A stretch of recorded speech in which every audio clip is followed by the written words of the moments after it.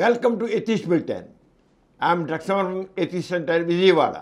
I am Pramila, Ethics Center, Vijayawada. ముఖ్యాంశాలు. దేవుడు అనేవాడు లేనే లేడు. దేవుడు అనేవానిని మనిషే సృష్టించుకున్నాడు. ప్రముఖ నాస్తికులు గోర. రంగు బట్టి, జాతి బట్టి వివక్షత తగదు. అందరినీ సమానంగా చూడాలి. ప్రముఖ భారతీయ వృక్షశాస్త్రవేత్త, మానవతావాది జగదీష్ చంద్రబోస్. శుభకార్యాల్లో భార్య భర్తకి ఎడమవైపే కూర్చోవాలా? ఇటువంటి నియమాలు మూఢనమ్మకాలే. డాక్టర్ సమరం. యోగాని ఎలా అర్థం చేసుకోవాలి? డాక్టర్ సమరం. అందరినీ అత్యంతగా ఆకట్టుకుంటున్న గోరా టెక్నోహబ్. అందరికీ ఆరోగ్యంపై అవగాహన అవసరం. ఆ విధంగా అందరినీ అలరిస్తున్న యూట్యూబ్ సమరం హెల్త్ ఛానల్ని ఈరోజే మీరు సబ్స్క్రైబ్ చేసుకోండి. ఆరోగ్య భాగ్యాన్ని పొందండి. ముఖ్యాంశాలు చూశారు కదా, ఇక వివరాల్లోకి వెళ్దాం. డాక్టర్ గారు, దేవుడు అనేవాడు లేనే లేడు. దేవుడు అనేవాణ్ణి మనిషే సృష్టించుకున్నాడు అని ప్రముఖ నాస్తికులు గోరాగారు అన్న మాటలను కాస్త వివరించండి. ప్రమీల, నిజంగానే దేవుడు లేడు. దేవుడు అనేది కేవలం ఒక భావం. అసలు దేవుడు కానీ దెయ్యం కానీ ఏమీ లేదు. ఆది మానవుడు, అతని మేధస్సు అంత డెవలప్ కాల. అప్పుడు చాలా సాధారణమైనది. మామూలు అడవిలో కోతులు, కొండముచ్చులు, దగ్గర జంతువులు ఎలా ఉన్నాడు, మనిషి కూడా అలాగే ఉన్నాడు. మనిషి ఒక జాతి అంతే. మేధస్సు డెవలప్ కాల. మేధస్సు డెవలప్ మరి అది కొద్ది మనిషి కొద్దిగా తిరగడం చేయడం అన్నీ నడుస్తాడు కదా. దాంతో వాడికి కొన్నిసార్లు భయం కలిగేది. ఎందుకని జంతువుల కంటే మేధస్సు, మంచి మేధస్సు ఉన్నవాడు మనిషి. జంతువులకి అంత మేధస్సు ఆ రోజుకి డెవలప్ కాలేదు, ఈ రోజుకి డెవలప్ కాలేదు. మనిషి యొక్క మేధస్సు మాత్రం, అంటే మెదడు చాలా డెవలప్ అయింది. దాన్ని ఎంత సానబెడితే అంత అది పదునెక్కుతుంది, మెరుస్తుంది. మెదడు నిజంగా మనం అందరం కూడా మెదడుని ఈ రోజుకి పూర్తిగా ఉపయోగించట్లా. కేవలం ఒక 2%, 3%. 95% మనం దాన్ని ఉపయోగించట్లేదు. ఇంకా మనకి ఎంత సానబెడితే అంత మెదడుతుంది. అంచేది ఆది మానవుడి మెదడు ఏం లేదు, డెవలప్ కాంది.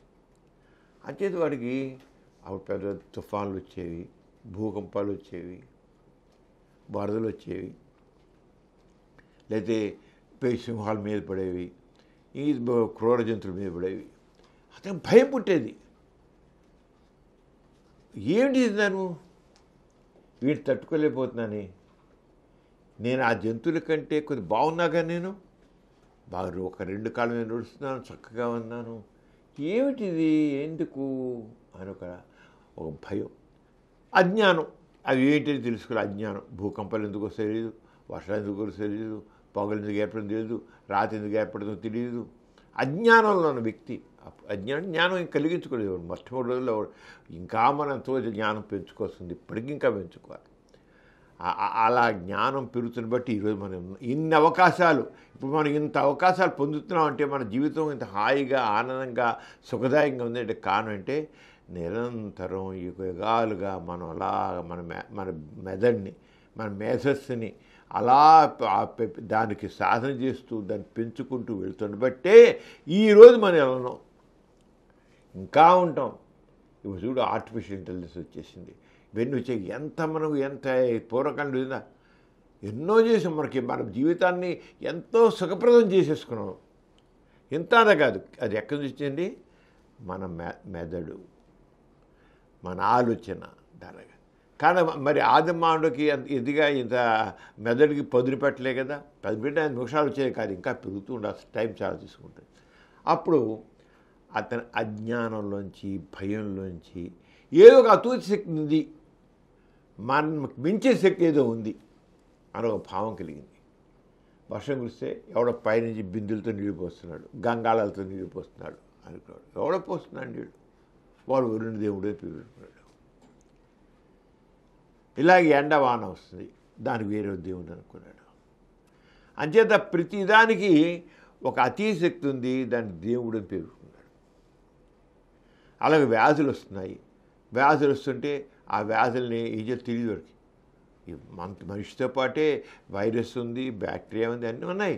మనం కేవలం పుల్లు, సింహాలు, జింకలు, లేళ్లే కాదు, మన సూక్ష్మక్రిములు అనేకం ఉన్నాయి మనతో పాటు. అవి కూడా డెవలప్ అయ్యాయి. వాటితో పాటు వ్యాధులు వచ్చాయి. వ్యాధులకి ఏంటి వ్యాధులు రావడానికి? అయితే ఏదో దెయ్యం ఒకటి ఉంది, మనకు నష్టం కలిగించేది, మన బాధ పెట్టేది ఒకటి ఉంది, దాని దెయ్యం అని పేరు పెట్టుకున్నాడు, ఒక భూతం అని పెట్టుకున్నాడు. ఏదో నష్టం కలిగి ఒక విలక్షణమైన ఒక అతిశక్తి మనకు చేస్తుంది. ఏం చేతగా అట్లా చేతగాక ఆ భయం నుంచి, అజ్ఞానం నుంచి ఇంక ప్రార్థన మళ్ళీట్టాడు. అప్పుడు వాడికి శక్తి లేదు, శక్తిహీనుడు. నిజంగా వాడు చేత కాదు, వాడిని ఎలా రక్షించుకో తెలియదు. సంచేత వాడు ప్రార్థించుకోవడం, నా దగ్గరికి రాకండి, ఓ దేవుడా. ఆ దేవుడు ఏదో శక్తి, దేవుడు అనుకున్నాడు, దేవుడు అనుకోవాలి, ఏదో శక్తి ఉంది, నన్ను రక్షించు, నా దగ్గరికి రాకు, నీకేం కాలేదు నిస్తా, నా జోలికి రాకు అని దాంట్లో వచ్చి వేడుకోలు ప్రార్థించడం వచ్చింది. కానీ మనం గుర్తించాలి, మనిషిలో 2 తత్వాలు ఉన్నాయి. ఒకటి లొంగుబాటు, అంటే ఆదిమానుడు తన భయం వల్ల, అజ్ఞానం వల్ల ప్రార్థించడం, వేడుకోవడం, రక్షించు, నీకేం కాలని ఇస్తాను, నేను నిమిత్త మాత్రుడిని, నాకేం చేత కాదు, నేనేం చేసుకోలేను, నన్ను రక్షించు, నా మీద దయ తెలుసు అని ఏదో శక్తి ఉందని ఏదో శక్తి. అప్పుడు దేవుడే అనుకోలేవాడు, అనుకున్నాడు ఏదో శక్తి ఉందని, తనకు మించి శక్తి ఉంది. ఆ లొంగుబాటు అనేది మనిషి. రెండో మనిషిలో ఇంకో బుద్ధి కూడా ఉంది. మనిషిలో ఒకటే తత్వంగా 2 తత్వాలు ఏంటంటే తిరుగుబాట్లు ఏముంటుంది? స్వేచ్ఛగా ఏం చేస్తారు చూద్దాం, నేను ఎందుకు భయపడాలి, నేను ఎందుకు దాన్ని అధిగమించలేను. స్వేచ్ఛ ఆలోచించడం, స్వేచ్ఛగా ఎప్పుడు ఆలోచించాడో దాంట్లోంచి వాడికి ఒక క్రియేటివిటీ, సృజనాత్మకత, కొత్తవి తెలుసుకోవడానికి వచ్చింది. లొంగిపోయిన వాడు దాసం అయిపోతాడు. ప్రార్థించడం, వేడుకోలు, నన్ను రక్షించు అంతే. ఇలాగ అలా అది జనరేషన్ యుగాలు గడుస్తున్న కొద్ది ఒక మనిషిలో కొంతమంది వ్యక్తుల్లోనేమో అల్పత్వం, నేనేం చేయలేను, నేను అల్పుణ్ణి అనుకున్నారు కొంతమంది ఏమో తిరుగుబాటు చేశారు. నాన్ సెన్స్, నేను ఎందుకు లొంగాలి, నేను ఎందుకు వాడు దాసం అవ్వాలి, నేను ఎందుకు సాధించలేను, ఎందుకు దాని కొమ్ములు ఎరగలేను అన్నగా రెండో పక్క మనిషిలో ఆ తిరుగుబాటుగా ఉండి స్వేచ్ఛగా ఆలోచించాడు. చూద్దాం, ఇలా చేద్దాం, అలా చేద్దాం అని వాళ్ళు సృజనాత్మకత వచ్చింది. అంటే రెండు రకాలైన దీనిలో ఆ ప్రవృత్తుల్లో ఆస్తిక ప్రవృత్తి, ఒక ప్రవృత్తి ఆస్తి ప్రవృత్తి అంటే అనుకుందాం, అది లొంగుబాటు. తిరుగుబాటు నాస్తిక ప్రవృత్తి. మనిషిలో 2 ఉన్నాయి. ఏ ప్రవృత్తి వాళ్ళలో ఎక్కువ డామినెంట్గా ఉంది, ఎవడు లొంగిపోతున్నాడో దాంట్లో లొంగిపోతుంటే వాడు లొంగిపడుకుంటే ఆస్తిక ప్రవృత్తి ఉంది వాళ్ళు. ప్రవృత్తి వాడు దాసం అయిపోతున్నాడు. ఆయనకి తిరుగుబాటుతత్వాన్ని నాస్తిక ప్రవృత్తి అన్న స్వేచ్ఛగా స్వేచ్ఛ. లొంగుబాటు ఏమో ఆస్తిక ప్రవృత్తి, స్వేచ్ఛగా ఉన్న సృజనాత్మక నాస్తిక ప్రవృత్తి. 2 ప్రవృత్తులు. ఆ ప్రవృత్తిలో వాళ్ళు వచ్చారన్నమాట. అంచేత ఈ లొంగుబాటు అనేది చివరికి నిజానికి ఇప్పటికీ మనిషి అలా డెవలప్ అవుతూ వచ్చాడు. ఈ అర్థం చేసుకుని వచ్చాడు. ఇప్పటికీ నాస్తిక ప్రవృత్తి, స్వేచ్ఛగా వచ్చాడు. వాళ్ళు పెద్ద అనుకుంటే ఆయనకి ప్రశ్నలు వచ్చాయి. ఇదెందుకు, ఇదేంటి, అదేమిటి అన్నాడు. దాని గురించి ఆలోచన పెట్టాడు. ఎందుకు, ఏమిటి, ఎలా అని ఆలోచన మొదలెట్టాడు. స్వేచ్ఛగా ఆలోచించాడు. దానికి కొంత సొల్యూషన్స్, పరిష్కారాలు కూడా కనపడడం మొదలెట్టింది. వీళ్ళు ఎందుకు చేయకూడదు? ఇవన్నీ ఎవరు మనిషి ఏం చేయగలుగుతాడు? జంతువులు చేయలేవు. జంతువులకి మెదడు అంత డెవలప్ కాల. చెప్పానే, మెదడుని మనం ఎంత పదును పెడుతూ ఉంటే అంత అది కత్తిలా తయారవుతుంది, పదునెక్కిలా కత్తిలా తయారవుతుంది. అంచేత వాడు పెడుతుంటే దాన్ని పదునెక్కడం మొదలెట్టింది. ప్రశ్నించడం, దాంతో పరిష్కారాలు ఒకటి వచ్చినాయి. అంచేత దాసం అయిపోయి ఉండడం ఆస్తి ప్రవృత్తి. అంచేత ఈ ఆస్తిక ప్రవృత్తిలోంచే ఆస్తి మతం వచ్చిన తర్వాత మనిషి మఠంలో ఆదిమాడు ఇండివిజువల్గా ఉన్నాడు, తర్వాత ఒక సమూహంలాగా గుంపులా తయారయ్యాడు, పెద్ద గుంపులా తయారాడు. వాళ్ళు ఉండే పెద్ద గుంపులుగా తయారైనప్పుడు ఆ గుంపులుగా ఉన్నవాడు వాళ్ళ కోసం ఒక ప్రత్యేక విధానాన్ని సంఘజీవి కింద అయ్యాడు మనిషి. ముందు కేవలం ఒక ఇండివిజువల్ వ్యక్తిగతంగా ఉన్నాడు. అలాంటి వాడు గుంపు అక్కడి నుంచి మతం వచ్చింది. వాడు ఒక రకమైన ఒక సిద్ధాంతాన్ని ఏర్పరచుకున్నాడు. లొంగుపాటు అనేది దాసం అనేది మతం, ఆస్తికత్వం ఆ రకం దాంతో నిదానంగా ఆస్తికత్వం వచ్చింది, ఆస్తిక సిద్ధాంతం వచ్చింది, ఒక మతంగా వచ్చిందన్నమాట. అంటే ఈ మనుషుల్లో లొంగుపాటు నేచరించి దాసం నేచరించి ఆస్తికత్వం వచ్చింది. అదే సమయంలో తిరుగుబాటు, మనుషులు రెండు ప్రవృత్తులు అని చెప్పా కదా, తిరుగుబాటు, స్వేచ్ఛగా ఉంచడం, ఆ స్వేచ్ఛగా నాస్తికత్వం, ఆ తిరుగుబాటు తత్వం నాస్తిక చేత. అంటే రెండు రకాల వ్యక్తులు తయారయ్యారు. ఏది డామినెంట్గా ఉంది? లొంగుపాటు తత్వం డామినెంట్గా ఉందా, స్వేచ్ఛా ప్రవృత్తి డామినెంట్గా ఉందా? ఏది డామినెంట్ అంటే లొంగుపాటు తత్వం ఉన్నాడేమో ఆస్తికుడు నింపాడు, తిరుగుబాటు తత్వం నాస్తికుడు మారాడు. అంటే చైతన్యరంగా వచ్చినాడు. మనం చెప్పుకున్నాం కదా, ఈ లొంగుబాటు అనేది ఆస్తికత్వం, స్వేచ్ఛగా ఆలోచించడం, స్వేచ్ఛ. ఎందుకు దాసోహం అయిపోవాలి, నీ ఎందుకు చేయలేను అని తన శక్తిని నమ్ముకోవడం, తన శక్తి మీద విశ్వాసం ఉంచుకోవడం, వ్యక్తి శక్తి, అది నాస్తికత్వంగా వచ్చింది. రెండు చేత ఆస్తికత్వం ఎప్పుడు వచ్చిందో నాస్తికత్వం ఎప్పుడు వచ్చింది. నాస్తికత్వానికి ఏం కాదు, మనిషి దాసోహం కాకుండా స్వేచ్ఛగా ఆలోచించడం, స్వేచ్ఛగా ఆలోచించి సమస్యల పరిష్కారం చూడడం నాస్తికత్వం. అంతే. ఆ పేర్లు లేవు, రెండు రకాలంటి తత్వాలే తీసుకున్నాం. ఈ వ్యక్తిలో అనే మానసిక తత్వాలు రెండు తీసుకున్నాం. ఒకటి లొంగిపాటు తత్వం, రెండవది స్వేచ్ఛగా ఆలోచించడం. ఎప్పుడైతే వాళ్ళలో ఆ స్వేచ్ఛగా ఆలోచించడం వచ్చిందో, నీ ఎందుకు నా బతుకు అక్కడ ఆస్తికత్వం నాస్తికం కాదు, స్వేచ్ఛగా ఆలోచించడం, లొంగిపోవడం, భయపడడం, అజ్ఞానంతో ఉండిపోవడం. ఆస్తికుడు అలాగే అజ్ఞానంగా ఉండిపోయాడు. ఏంటి ఉందన్నట్టు కొంతమంది చక్కగా కొన్ని బాధలు ఉన్నాయి. ఇంకా సమాజంలో వస్తుంటే కొంతమంది ఏమో చాలా బాధపడుతుంటారు, ఏం లేకుండా ఉన్నారు. కొంతమంది చక్కగా ఉన్నారు. దానికి ఏమన్నారు, ఇదంతా స్వర్గం నరకం సృష్టించున్నాడు. ఒకటి వరుసగా వచ్చాయి. ముందు దేవుడు, తర్వాత స్వర్గం, నరకం, పూర్వజన్మ, పునర్జన్మ, ఇవన్నీ వచ్చాయి. వచ్చి అక్కడి నుంచి వాడు చేశాడు, మనిషి ఒకటి ఎవరన్నా బాధపడిపోయి సరిగ్గా డెవలప్ కాకుండా ఉన్నట్లయితే ఏం చేద్దాం, వాడు కర్మ, దేవుడు దయ చూపిస్తాడు. కర్మ, పూర్వజన్మలో ఏ పాపాలు చేసుకున్నాడో ఇక అనుభవిస్తున్నాడు. ఆస్తికత్వం ద్వారా మనిషిని పాడు చేసేంటి ఫిలాసఫీ డెవలప్ అయింది. ఆస్తికత్వం వల్ల కర్మ, దురదృష్టం, నుదిటి రాత, పూర్వజన్మ మంచి జరిగితే పూర్వజన్మ సుకృతం, లేదా మా పూర్వజన్మ చేసిన పాపాలు. ఈ విధంగా ఆస్తికత్వం ఏం చేసిన మనుషుల్లో రెండు పనికిరాని భావాలు తీసుకొచ్చిపెట్టి నాస్తికతలు, పూర్వజన్మలో పునర్జన్మ లేదు. ఇవన్నీ మనం సృష్టించుకున్నాం. ఇవి స్వర్గం, నరకం, దేవుడు మనం సృష్టించుకున్నాం. మన బతుక్కి మనమే కారణం. మనం మంచి చేసుకుంటే మంచి అవుతుంది, కృషి చేస్తే మంచిగా తయారవుతాం, కృషి అయితే పడి ఉంటాం. నీ కృషిని నమ్ముకో, నిన్ను నమ్ముకో. అంచేత ఎప్పుడు ఈ సమాజం ఈ రోజున మనందరం ఇంత హాయిగా ఉన్నామంటే వ్యక్తిలో ఉన్నటువంటి ఆ స్వేచ్ఛా ప్రవృత్తి వల్ల, సృజనాత్మకత వల్ల అలా అలా అలా సమాజం పెరుగుతూ వచ్చింది. అంటే దేనివల్ల వచ్చింది? నాస్తిక చైతన్యం వల్ల. నాస్తిక చైతన్యం పదాలకు ఉపయోగించకపోవచ్చు, కానీ ఆస్తికత్వం ఏం చేస్తుంది? నీ కర్మ, నీ దురదృష్టం, పూర్వజన్మలు చేసిన ఫలితం అనుభవిస్తున్నావు. దురదృష్టంటుడి ఇలాంటివి వేడుకో, ప్రార్థించుకో. ప్రార్థనలు వినేది దేవుడే లేడు, ఎవడును పూజ చెయ్యి.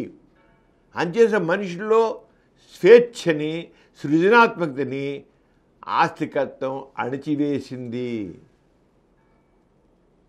మనిషిలో స్వేచ్ఛని సృజనాత్మక చేసి అభ్యుదయానికి నాంది పలికింది నాస్తికత్వం. ఎందుకని చెయ్యి, ఎందుకని తెలుసుకో, ప్రశ్నించు, పరిశీలించు, పరీక్షించు, సాధించు. నువ్వే చేసేదైనా సరే. కర్మ లేదు, దురదృష్టం రుజు లేదు, స్వర్గం లేదు, పూర్వజన్మ పునర్జన్మ లేదు అని చెప్పింది నాస్తికత్వం. అంచేత అభ్యుదయం దేని ద్వారా వచ్చింది? నాస్తిక చైతన్యం వల్ల వచ్చింది. నాస్తిక చైతన్యం అంటే దానివల్లే ఎంత మేరకు నాస్తిక చైతన్యం ప్రబలిందో అంత మేరకు సమాజాల్లో అభివృద్ధి కనబడుతుంది. ఏ దేశం బాగా అభివృద్ధి చెందిందంటే అక్కడ నాస్తిక చైతన్యం కూడా చూస్తాం. అభివృద్ధి చెందిన దేశాల్లో మతం అంటే ప్రార్థించడం, వేడుకోలు, లొంగుబాటు అభివృద్ధి చెంది ఈ రోజుకి మనం అర్థం చేసుకోవచ్చు.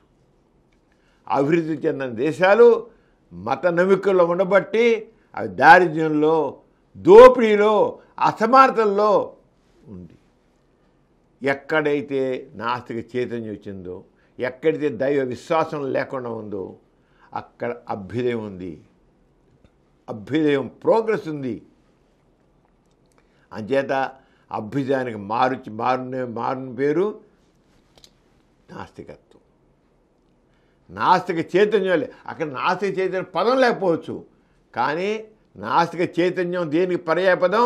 మనిషిలో స్వేచ్ఛభావానికి, సృజనాత్మకతకి, దానికి నాస్తిక చైతన్యం. అంచేత సమాజాల్లో ఎంత మేరకు నాస్తిక చైతన్యం పెరుగుతుందో అంత మేరకు అభిషేకం సాధిస్తాం. అలాగే దీంతోపాటు మనిషికి ఎప్పుడైతే అభివృద్ధి సాధిస్తున్నాడో నాస్తికత్వంలో వాడు మనిషే మూలం. అంచేత మనిషి నేను బాగుండాలి, నా పక్కవాడు కూడా బాగుండాలి. ఎందుకంటే నేను ఒక్కడనే నేను చేయలేను, నలుగురు కలిస్తేనే సాధిస్తాం. నేను ఒక్కడే కాదు, నలుగురు కలిసి చేసేది పని సాధిస్తాం. అక్కడేమొస్తుంది? సంఘ దృష్టి వస్తుంది, సమానత్వం వస్తుంది. సంఘ దృష్టి నాస్తికత్వంలో అందరికీ అవకాశాలు రావాలి, అందరూ సమానంగా అభివృద్ధి చెందాలి, అందరూ కలిసి కృషి చేయాలి. అప్పుడే మనం అందరూ చక్కగా ఒకడు అంత పూర్తిగా త్వరగా అంత చేయలేడు, ఒక్కడిగా చేయలేడు. ఒక్కడు కొంత అతి ఎక్కువ తెలివితేటలు ఉండొచ్చు, కానీ నలుగురితో కలిస్తే జరగదు. అందుకని నీతి అనేది అభివృద్ధికి నీతి చాలా అవసరం. నీ పొరుగువాడిని కూడా నీతో సమానంగా చూడు, నీ పొరుగువాడిని ప్రేమించు, అందరిని కలుపుకెళ్ళు. నువ్వు ఒక్కడే స్వార్థంగా ఉన్నట్లయితే కుదరదు. సమాజం అభివృద్ధి చెందాలి, నువ్వు అభివృద్ధి చెందాలి, సమాజం చెందాలి. అంచేత తోటి మనిషిని కూడా నీతో సమానంగా చూడు, సమానంగా ఏదని. ఆస్తికత్వంలో కర్మ, దురదృష్టం, నుదిటిరాత, దేవుడు, పూర్వజన్మ చేసిన పాపాలు, నుదిటిరాత, ఈ చెత్త భావనాలు ఏమవుతుంది? కొంతమంది స్వార్థపరులు, మనుషుల స్వార్థబుద్ధి కూడా ఉంటుంది. ఎవరైతే స్వార్థబుద్ధి ఉంటుందో అది మరి తలెత్తి దోపిడీ చేస్తుంది, దుర్మార్గం చేస్తుంది, హత్యలు చేస్తుంది, మనిషిని అణిచివేస్తుంది. అది ఆస్తికత్వం. అంచేత దేవుడు అనేవాడు లేడు. ఏదైనా మంచి జరిగిందంటే మనిషే చేసుకున్నాడు. అందుకని ఎంత మేరకు మన జ్ఞానం అభివృద్ధి చెందుతుందో అంత మేరకు దైవభావం. అంచేత నీకు సైంటిస్టులు ఉందనుకో, ఏదో ఆనవాయితీగా వాళ్ళు పెరిగిన వాతావరణంలో ఏదో దేవుని కృప ఉంటే అవుతుంది అని ఊరికి వాడు ఊరికే అవ్వచ్చు అనొచ్చు, కానీ అంతవాడు. కానీ పరివిషయం వచ్చేటికల్లా దేవుడు తోడ్పడాలి, దేవుడు ప్రార్థిస్తే కూర్చోడు. తన కృషిని నమ్ముకుంటాడు, ఆ కృషితో ముందుకు వెళ్తాడు. అంచేత ఎవరైతే మరింత స్వేచ్ఛగా ఆలోచించారో వాడికి దేవుడు అనేది మనిషి సృష్టించుకున్నాడు. ఇహలో ఏదో పరలోకాలు లేవు, ఎక్కడ లేదు, విశ్రాంతరాలని బట్టి చెప్తున్నాడు. పని చేస్తున్నాడు, విశ్రాంతరాల్లోకి వెళ్ళిపోయి. ఎక్కడ ఏ స్వర్గం లేదు, నరకం లేదు, దేవుడు లేడు, దేవ సృష్టి లేదు, అంతా మామూలు. అంచేత దేవుడు అనేవాడు మానవుడు సృష్టి, మనిషే చూపించాడు. దేవుడు అనేవాడు అని చెబితే అది అబద్ధము, దేవుడు అనేది ఎవరని చెబితే అబద్ధం. మతం మనిషి యొక్క కర్తృశక్తిని చంపేసింది. అబద్ధాలు చేసి ఒక అబద్ధానికి 100 అబద్ధాలు. మన జీవితం ఒక అబద్ధం ఆడితే ఆ అబద్ధాన్ని రక్షించుకోవడం కోసం 100 అబద్ధాలు ఆడతాం.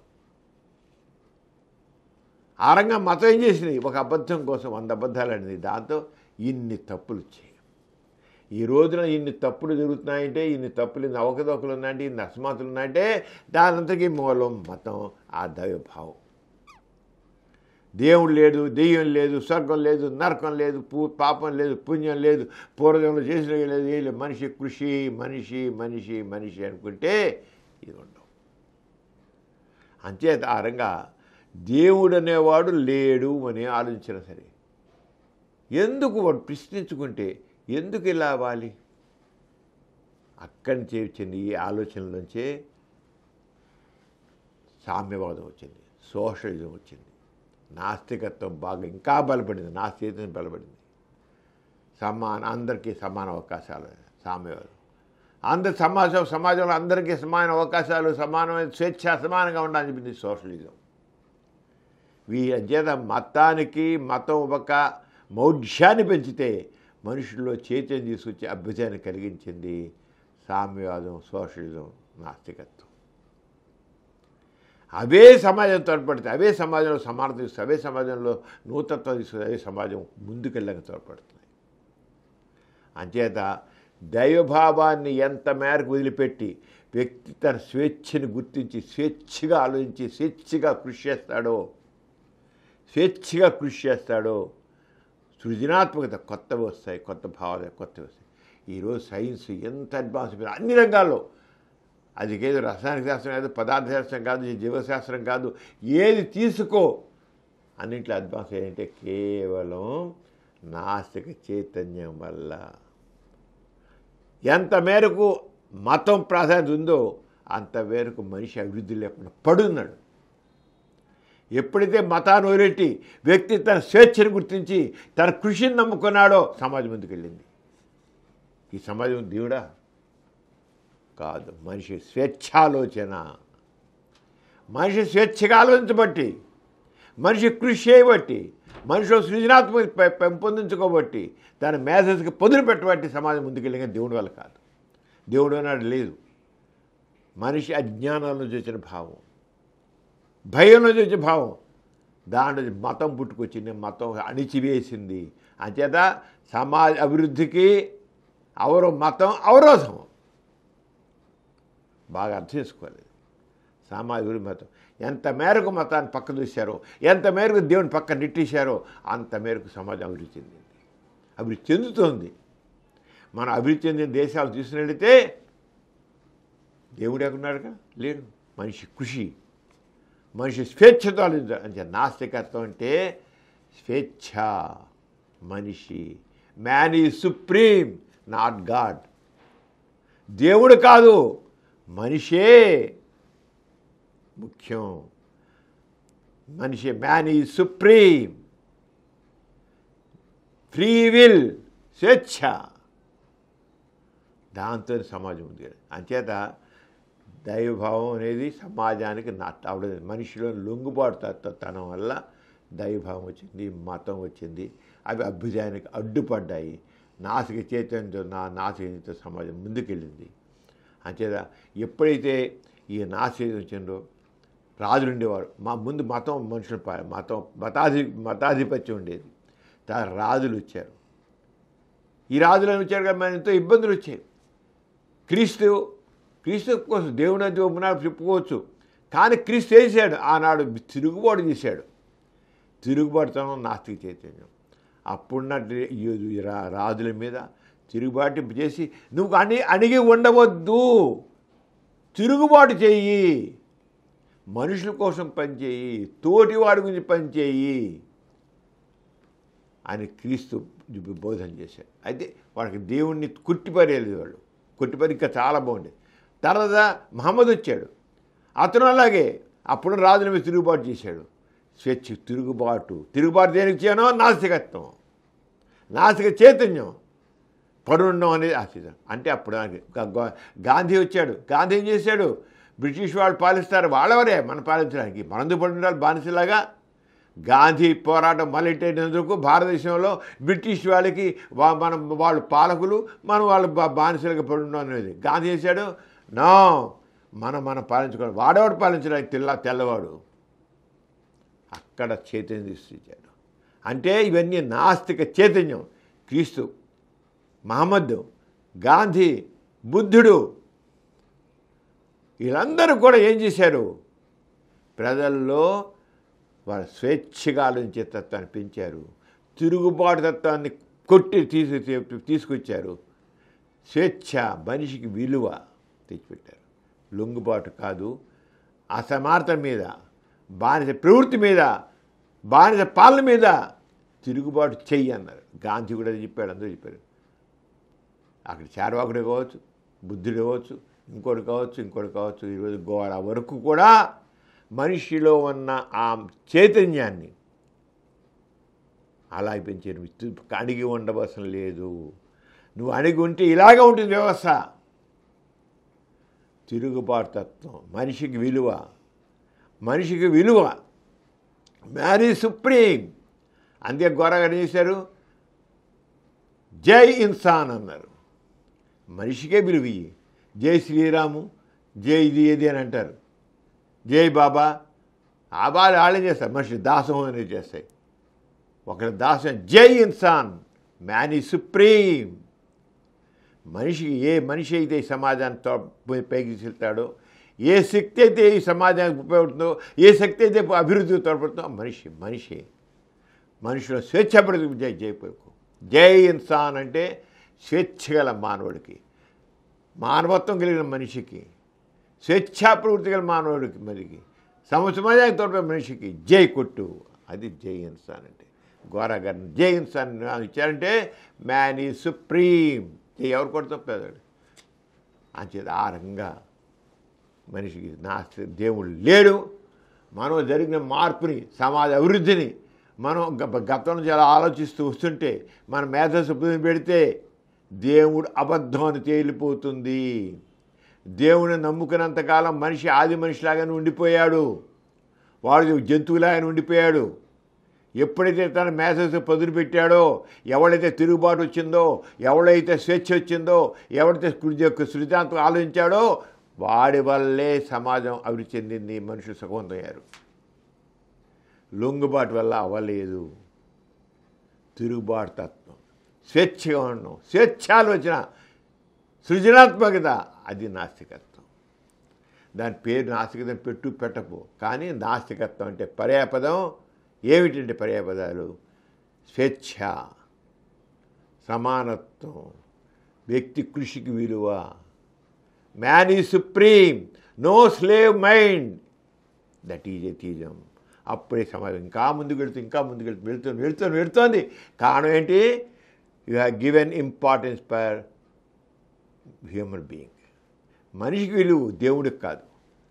మనిషికి నువ్వు ఎంత మేరకు మనిషి మేధస్సుకి నువ్వు విలువిస్తావో అంత మేరకు ముందుకు వెళ్తుంది. అంటే దేవుడు అనేవాడిని వాడిని అజ్ఞానంలో నుంచి ఆది మానవుడు తన అజ్ఞానం నుంచి, భయం నుంచి సృష్టించుకున్న భావం తప్ప నిజం కాదు. అందుకని దేవుడు లేడు. ఏ మాత్రం బుర్ర ఉపయోగించినా సరే దేవుడు లేడు. దేవుడు మనిషే సృష్టించాడు. మానవ సృష్టి తప్పకే కాదు, అతను భయం నుంచి, అజ్ఞానం నుంచి తెలుసుకుంటుంది. అది దేవుడు లేడు అని చెప్పి గొర్రె అయిపోయింది. 100% నిజం. డాక్టర్ గారు, మన ప్రతి బులెటిన్లో సామాజిక పురోభివృద్ధికి, మానవ కళ్యాణానికి తోడ్పడిన ఒక ప్రముఖ మహనీయుని గురించి చెప్పుకుంటున్నాం కదా, ఈసారి ఎవరి గురించి చెబుతున్నారు? ప్రమీల, మనిషికి ఎవరన్నా ఇలా అన్నాడుకో, గిచ్చాడుకో, నిప్పు అంటాడు. చిల్లాకుంటే చిన్న దెబ్బేసానుకో వా అంటాడు. అదే కుక్కని ఓ దెబ్బేసానుకో బుర్ర అంటే అరుచుకుంటూ పోతుంది. అవునా కదా? అంటే అక్కడ నొప్పి అనేది తెలుస్తుంది. మరి మనం నిర్దాక్షిణ్యంగా చెట్లు నరికేస్తున్నాం. చెట్టు కూడా ఉనికిపోతుంది. గొడ్డలు దెబ్బ పడగానే చెట్టు ఉనికిపోతుంది. ఆ దెబ్బకి ఆ చెట్టు ఉనికిపోవడం కాదు, అది ఊసిలాడడం కాదు, చెట్టు నిజంగానే ఉడుకుతుంది. చెట్టు కూడా ప్రాణం ఉంటుంది. ప్రాణం లేదు చెట్టు ఏదో చచ్చిపోయింది అంటాం.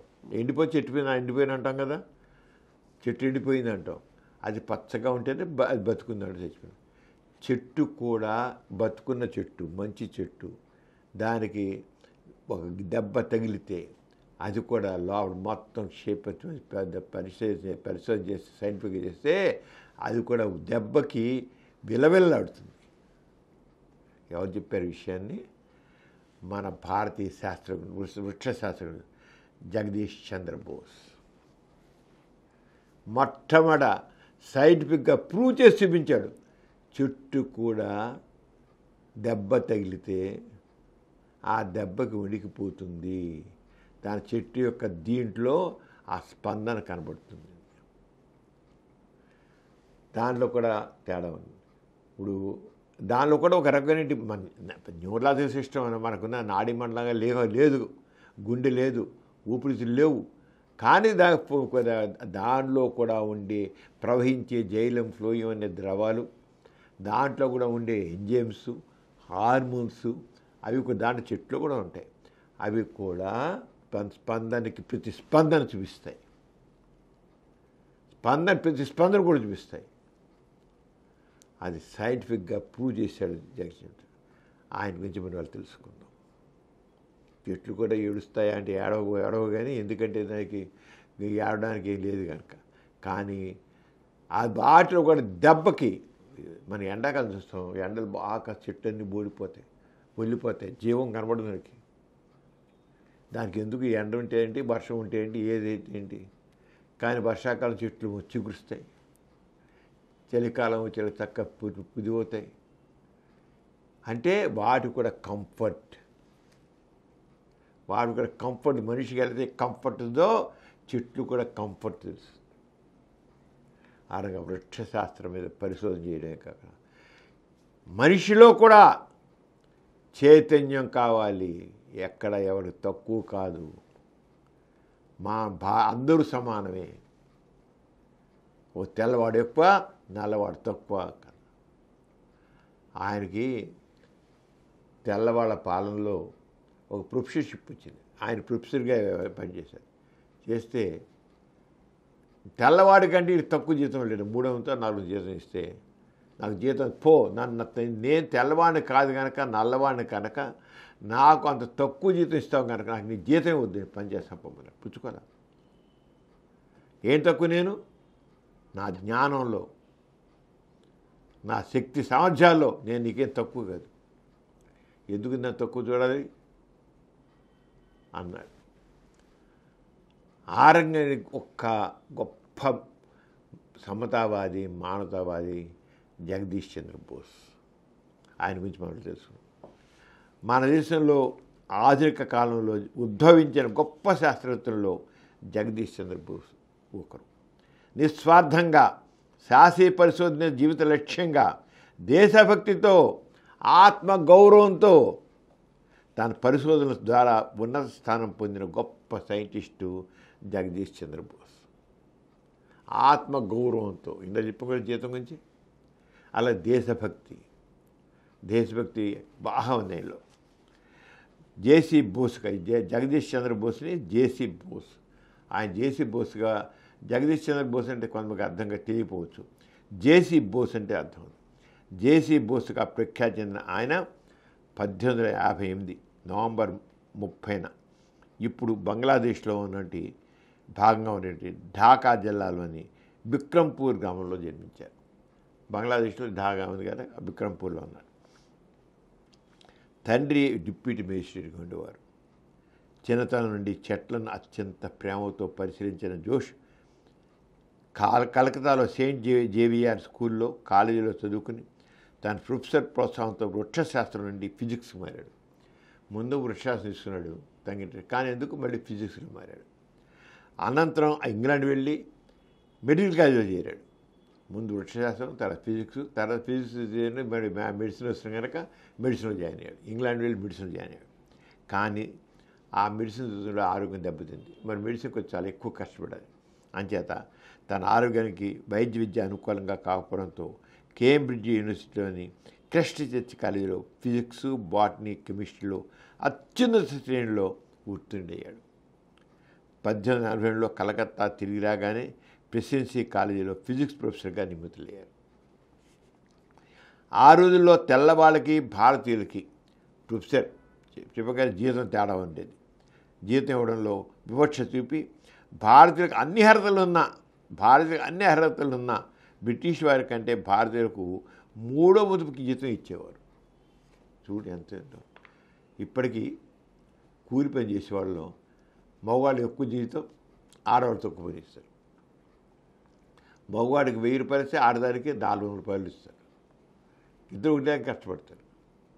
కానీ వివక్షత, లింగ వివక్షత ఇక అలాగే తెల్ల నల్ల వివక్షత. కానీ ఈయనకి ఇన్సల్ట్ మన భారతీయుని కన్నా తక్కువ నేనేం తక్కువ అనుకున్నాడు. జేసీ బోస్ అత్యహంకారంపై తిరగబడి పనిచేస్తూ కూడా జీతం తీసుకోకుండా సహాయ నిరాకరణ కొనసాగించారు. నీ జీతం అసలు బోడి, నన్ను తక్కువ చూసేవాడు, నీ జీతం ఎందుకు, నీ జీతం నేను ఆ వృత్తిని నమ్ముకున్నా, నా వృత్తిని గౌరవిస్తాను, నేను ఉద్యోగం చేస్తాను నేను, కానీ నా జీతం వద్దు. కానీ నీ ఉద్యోగం చేసినా నా గౌరవాన్ని మాత్రం నేను తాకట్టు పెట్టను అన్నాడు. నీ డబ్బుల కోసం కానీ నాకు అర్హత ఉంది, పాఠం చెప్తాను, నేను ప్రొఫెసర్గానే కొనసాగుతాను, కానీ నన్ను నేను తగ్గించుకోను, నేను కించపరుచుకోను, నీ జీతం అసలు పొమ్మన్నాడు. ఆత్మాభిమానం, ఆయన ఆత్మగౌరవం, దేశభక్తికి ఒక ఉదాహరణ. 3 సంవత్సరాల అనంతరం ప్రభుత్వం దిగొచ్చి 3 సంవత్సరాలని జీతం పుచ్చుకోకుండా ప్రొఫెసర్గా చేశాడు. 3 సంవత్సరాలు అనంతరం బ్రిటిష్ ప్రభుత్వం దిగివచ్చి బ్రిటిష్ వారితో సమాన జీతం ఇచ్చేట్లు అంగీకరించింది. అది దేశభక్తి అంటే, దేశ గౌరవం. నేను భారతీయుడిని, కానీ భారతీయుడిని, నేను నీకేం తక్కువ కాదు, నేను నా శక్తి సాధన కాదు, నా విద్వత్తలు తక్కువ కాదు అని చేశాడు. సమాన ఇచ్చేది. ఇది బోస్ ఘన విజయం. యూనివర్సిటీలో పాఠాలు చెప్పడంతోనే సంతృప్తి చెందక పరిశోధనకు పూనుకున్నాడు. ల్యాబొరేటరీ తన పరిశోధన పరికరాలతో రూపొందించుకున్నాడు. ఆయన ఆ రోజుల్లో ఇంత అవకాశాలు ఉండేవి కదా, ఆయనే తన ల్యాబొరేటరీ చేసుకున్నాడు. ముందుగా ఎలక్ట్రిసిటీపై పరిశోధన చెప్పాడు. ఎలక్ట్రిసిటీ ఇక్కడ గొప్పది. మనం మామూలుగా ఈ ఈ వైర్లెస్ గురించి వచ్చేగల ఎవరిపై మార్కోని అని పేరు చెప్తాం. కానీ మార్కోని కంటే ముందు జగదీష్ చంద్ర బోసు, జేసీ బోస్, ఆయన వైర్లెస్ కనిపెట్టాడు. వైర్లెస్ వైర్ లేకుండా. అంచేత ఎలక్ట్రికల్ టెలిగ్రాఫ్ సిగ్నల్స్ వైర్లు లేకుండా పంపడం మొదలుపెట్టి తన పరిశోధన బెంగాల్ గవర్నర్ ముందు మార్కోని వైర్లెస్ కనుక్కోవడం సంవత్సరం ముందు, అంటే 1859లో ప్రదర్శించారు. ఇతను మార్కోని అంటే మన వైర్లెస్ అనగానే మార్కోని పేరు చెబుతాం. కానీ మార్కోని కంటే కూడా ముందుగానే మన భారతీయుడు మన దేశంలోనే తాను చేసి అయితే పేటెంట్ చేయాలి. ఎందుకు చేయలేదు? దేశభక్తి చెబుతుంది. 1859లో ప్రదర్శించారు. అయితే తన శాస్త్ర పరిశోధన జగదీష్ బోస్ పేటెంట్ చేయలేదు. పేటెంట్ చేస్తారు, ఇంకోటి కాపీ కొట్టకుండా తందే అన్నట్టు అథారిటీ చూపిస్తారు అనమాట. దానికి కారణం శాస్త్రజ్ఞానం, శాస్త్ర పరిశోధనకు దోహదకారి కావాలన్న ఆయన విషయాలు తిప్పదాం. సైన్స్ అనేది ఎవరొక్కరి సొత్తు కాదమ్మా. సైంటిస్ట్ ఎప్పుడు కూడా తన విజ్ఞానాన్ని అందరికీ అందుబాటులో తీసుకురావాలి. తను అందుకే నేను కనిపెట్టుకు నాదే అని ఆధిపత్యం చూస్తే మాత్రం వాడు సైంటిస్ట్ కానీ నిజమైన సైంటిస్ట్ కాలేడు. అంటే వాడు స్వార్థపరుడు అవుతాడు. అందుకని చేసి చంద్రబోధి అందరికీ తెలియాలి, సమాజపరం అయిపోవాలి. దీని ఇంకా ముందుకు తీసుకెళ్ళచ్చు ఎవరైనా. అవును, ఎంత ముందుకు వెళ్ళింది తర్వాత.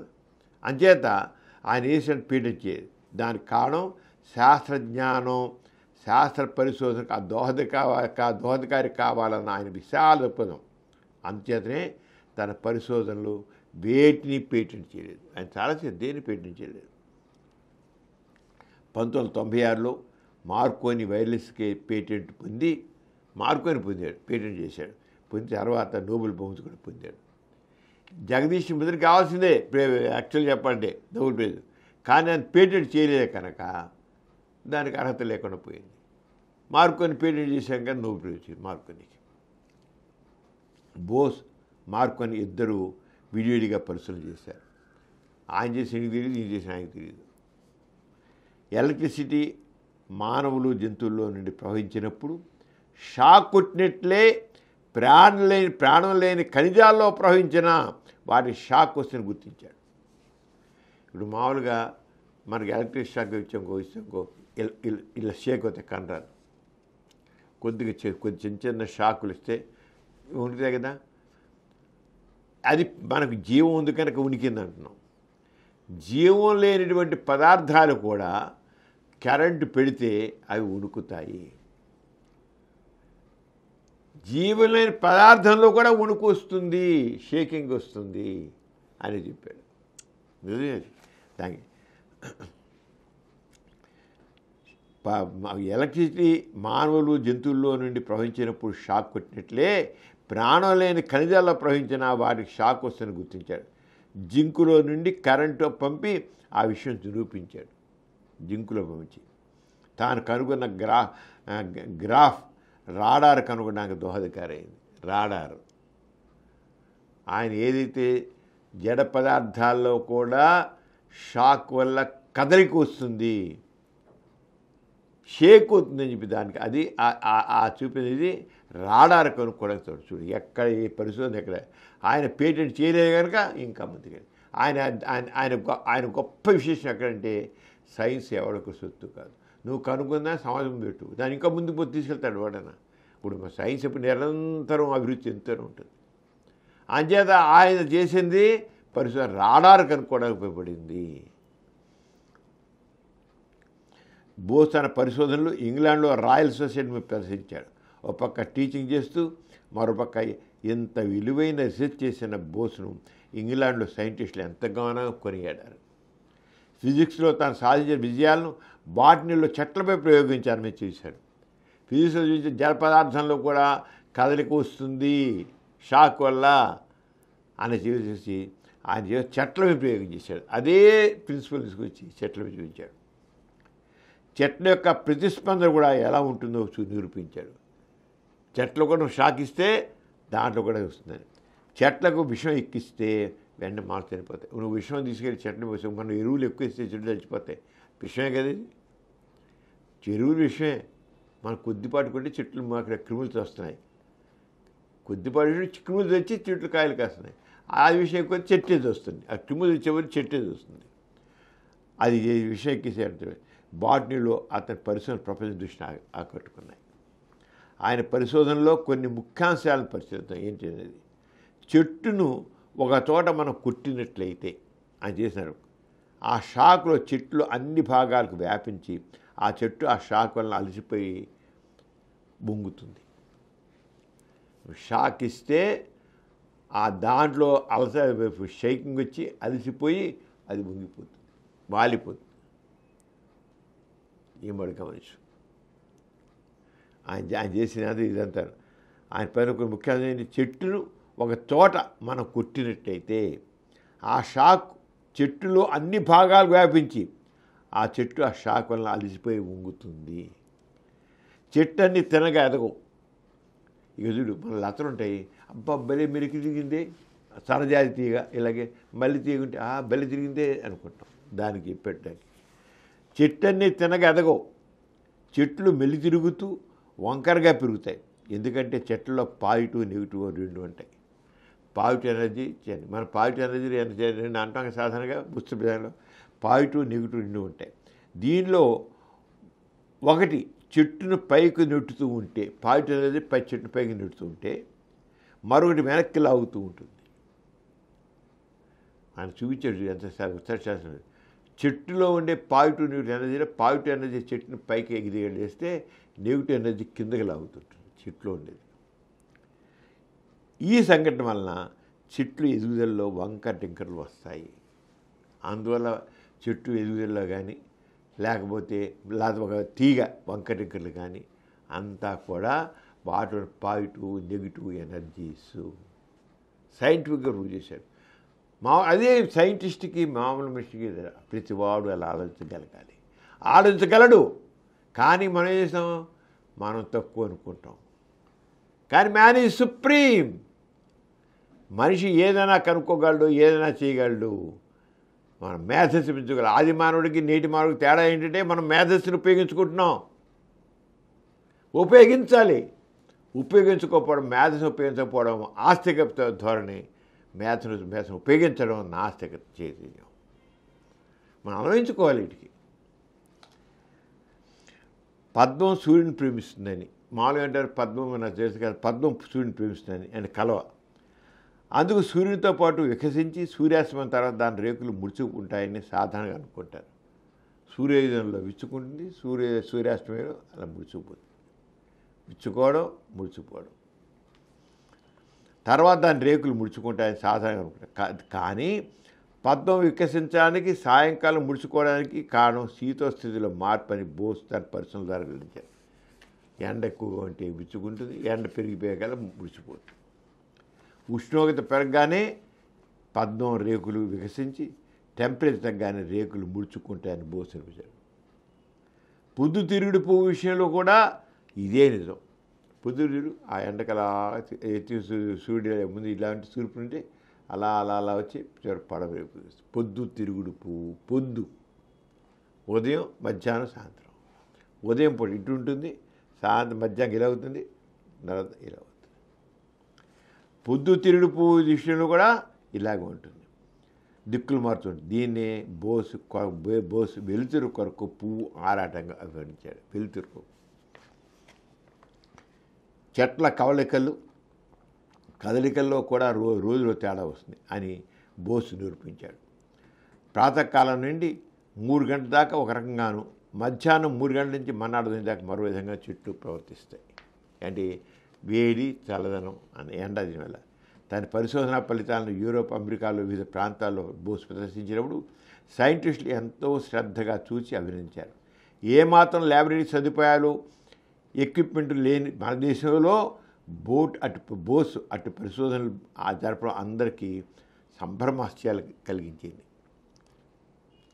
ప్రఖ్యాతి చెందిన శాస్త్రవేత్త 1917లో రిటైర్ అయి 1917లో కలకత్తాలో తన పరిశోధనా సంస్థ నెలకొల్పి శాస్త్రజ్ఞాన వ్యాప్తికి ప్రపంచవ్యాప్తంగా కృషి చేశారు. ఆయన అనంతరం మరింతగా విస్తరిన ఆ పరిశోధనా సంస్థకు ఆచార్య జేసీ బోస్ సెంటినరీ మెమోరియల్ ల్యాబొరేటరీని నామకరణం చేశారు. ఇది ఎంతో సముచిత నిర్ణయం.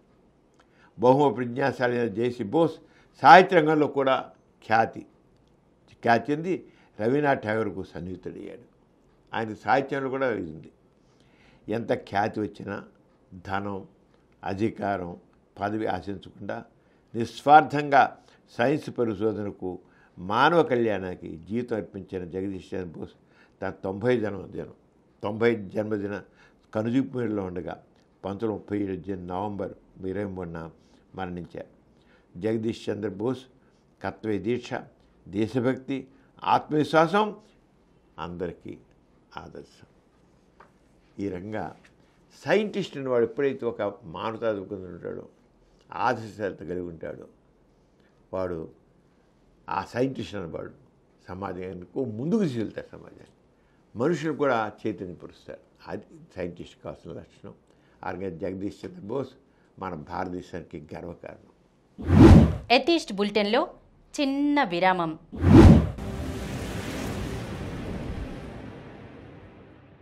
పోవడానికి కారణాలు ఏమిటి? మూలకణ మార్పిడితో డయాబెటిస్కు చికిత్స, యాంటీబయాటిక్స్ అతిగా వాడడం వల్ల కలిగే అనర్థాలు ఏమిటి? రోబోలతో సంక్లిష్టమైన సర్జరీలు, బట్టతలకు అడ్డుకట్ట వేయడం ఎలా? స్మార్ట్ ఫోన్తో పెరుగుతున్న మయోపియా, గుండెపోటుకి, మలబద్ధకానికి లంకె ఏమిటి? షుగర్ వ్యాధి ఉన్నవారు కిడ్నీ ఫెయిల్యూర్ అవ్వకుండా ఎలాంటి జాగ్రత్తలు తీసుకోవాలి? మెదడు సైజు పెరగడానికి కారణాలు ఏమిటి? సంతోషాన్నిచ్చే హార్మోన్ కోసం ఏం చెయ్యాలి? యువతకు లైంగిక విజ్ఞానం అవసరం ఏమిటి? ఇటువంటి అంశాలతో పాటుగా వివిధ స్పెషలిస్ట్ డాక్టర్లతో పలు రకాల వ్యాధుల నివారణకు సలహాలు, సూచనలు, ఇలాంటి మరెన్నో ఆరోగ్య సమస్యల గురించి ఎథీస్ట్ బులెటిన్కి తిరిగి స్వాగతం. డాక్టర్ గారు, శుభకార్యాల్లో భార్య భర్త ఎడంవైపు కూర్చోవాలి అంటారు, లేదంటే మంచి ఫలితం దక్కదంటారు. ఈ విషయం గురించి మీరేమంటారు? మీరా, ఎన్నో మూఢనమ్మకాలు ఉన్నాయి. ఆ మూఢనమ్మకాలు ఇది ఒకటి. ఆ మూఢనమ్మకాలు ఎలా ఉన్నాయి ఏంటి దానికి వివరణ తెలుసుకున్నాను. మామూలు ఉన్న మూఢనమ్మకం ఏంటంటే పూజాధికాలు నిర్వహించేటప్పుడు, దానాలు ధర్మాలు చేసేటప్పుడు భార్య భర్త ఎడవైపు ఉండాలి. ఏమైనా శుభకార్యాలు చేయాలన్నా, ఏదైనా దానం చేయాలి, మన మన మన దీంట్లో ఆచారాలు సాంప్రదాయాలు ఎలా పెట్టేశారంటే ఏదైనా పూజలు చేయాలన్నా, దాన ధర్మాలు చేయాలన్నా భార్య భర్తకి ఎడవైపు ఉండాలి. ఎడవైపు, అది గుర్తుంచు. బ్రహ్మదేవుడు ఎందుకు దాన్ని మళ్ళీ చెప్పను కూడా, బ్రహ్మదేవుడు మగవాడిని తన కుడి భాగం నుంచి, బ్రహ్మదేవుడు మగవాడిని కుడి వైపు చూపించాడు అన్నమాట. కుడి భాగం, ఎందుకంటే మగవాడు బ్రహ్మదేవుడు కుడి భాగం, కుడి చేయవాడు. అంచేత కుడి భాగం నుండి స్త్రీని ఎడం భాగం నుంచి సృష్టించారని శాస్త్రాలు చెబుతున్నాయట. మగవాడేమో బ్రహ్మదేవుడికి కుడి భాగం చూచాట, ఎడం భాగం నుంచి ఆడదూచారట. ఏం చెప్తాడు, భాగం చూచాడు. శ్రీ మహావిష్ణువు తన భార్య శ్రీ మహాలక్ష్మిని ఎడమ స్థానంలో భద్రంగా ఉంచుకుంటాట. ఆయన శ్రీ మహావిష్ణువు గారు ఆయన భార్య లక్ష్మీదేవి గారిని మహాలక్ష్మి గారు ఎడమ ఉంచుతారట. అంతే మనందరూ కూడా భార్యలందరూ మహాలక్ష్మి కనుక శ్రీ మహాలక్ష్మి అని ఎడవి కూడా ఆ దేవుడికి ఉంటుంది కనుక ఈ దేవుడికి కూడా పక్కన ఉండాలి. అందుకే భార్య ఎప్పుడు భర్తకి ఎడవైపే ఉండాలి అని రూలు. ఈ పిల్లలు అందుకే అలా కూర్చోబెడతారు. కానీ అసలు విషయం తెలుసుకున్నాం. మనం చూసాం ఎంత ఏ రకమైన మౌఢ్యంతో మూఢత్వంతో పొరపాటున కూర్చున్నా తిరుగు అంటుంటారు. పొరపాటున వీళ్ళు నిల్చున్నా సరే అర్రే అర్రే అంటారు. అర్రే అని చెప్పి పుట్టల్లోంచి వాళ్ళని కొంచెం చేయాలన్నా కూడా అల్లి ఆడ భార్యని ఎడవైపుకి తోసేస్తారు. కుడివైపు నిల్చున్నా లాభం లేదు. ఇవన్నీ అర్థం లేని శాస్త్ర విషయాలు. శాస్త్రంలో చెప్పారంట కదా, ఈ శాస్త్రం చెప్పని అర్థం లేనివి. భార్య భర్తకి ఎడవైపు ఉన్నా కుడివైపు ఉన్నా ఒక్కటే. అదే ఎడవైపు ఒకటే. ఏంటి అంటే మనసు అర్థం. వీడు శ్రీ మహావిష్ణువు ఉన్నాడా? ఏం లేదు, అంత కల్పన. అలాగే శ్రీ మహాలక్ష్మి ఉందా? కల్పన పాత్రలు అవి. ఆ కల్పన పాత్రలకి మహత్యం అంటగట్టి, గొప్పదనాగా అంటగట్టి చివరికి మనం కూడా దానికి మూర్ఖత్వం పరాకాష్ఠ. అంతే. స్త్రీ ఎడవైపు ఉన్నది మాత్రానికి ఉరిగేదేమీ లేదు, కుడివైపు ఉన్నది మాత్రానికి వచ్చిన నష్టం ఏమీ లేదు. ఎలా ఉంచడానికి ఎలా కూర్చోడానికి బ్రహ్మదేవుడు మగవాడిని కుడి భాగం నుంచి స్త్రీని ఎడభాగం నుంచి సృష్టించాడన్నమాట ఒట్టి కల్పితం. బ్రహ్మదేవుడు తన కుడి భాగం మగవాడిని సృష్టించాడు, ఎడభాగం ఆడదాన్ని సృష్టించాడు. అలాగే ఉంది కదా కులాలు వచ్చాడు కూడా. బ్రహ్మదేవుడు ఇక్కడి మెదడులోంచి బ్రాహ్మణుడు పుట్టాడట, భుజం నుంచి క్షత్రియుడు పుట్టాడట. ఈ కింద నుంచి ఇక్కడి పొట్ట నుంచి వైశ్యుడు పుట్టాడు. కాళ్ళ కింద నుంచి ఎవడు పుట్టాడు? దళితుడు పుట్టాడట. ఎంత అంటే వాడు ఎంత కించపత్రం. కాళ్ళ అడుగు భావించి పంచముడు పుట్టాడు. ఇది మనస. ఎంత మనిషిని హీనపరిచేవి. బ్రాహ్మణుడు ఇక్కడి నుంచి పుట్టాట. ఎవడు పుట్టాలన్నా స్త్రీ గర్భాశయం నుంచి పుట్టాల్సిందే. అది అబ్బాయి కావచ్చు, అమ్మాయి కావచ్చు, ఏ కులవాడు కావచ్చు, ఎవడు పుట్టినా స్త్రీ గర్భాశయం నుంచే బయటికి రావాల్సిందే. ఈరోజు సిజేరి కడుపు కోసి బయట తీస్తున్నారు. ఇంకా కింద నుంచి కూడా కాదు, విజయనగరం నుంచి కూడా కాదు. అంటే అసలు ఎంత మూఢత్వంతో అసలు మన భావాలు ఉన్నాయో అర్థమవుతుంది.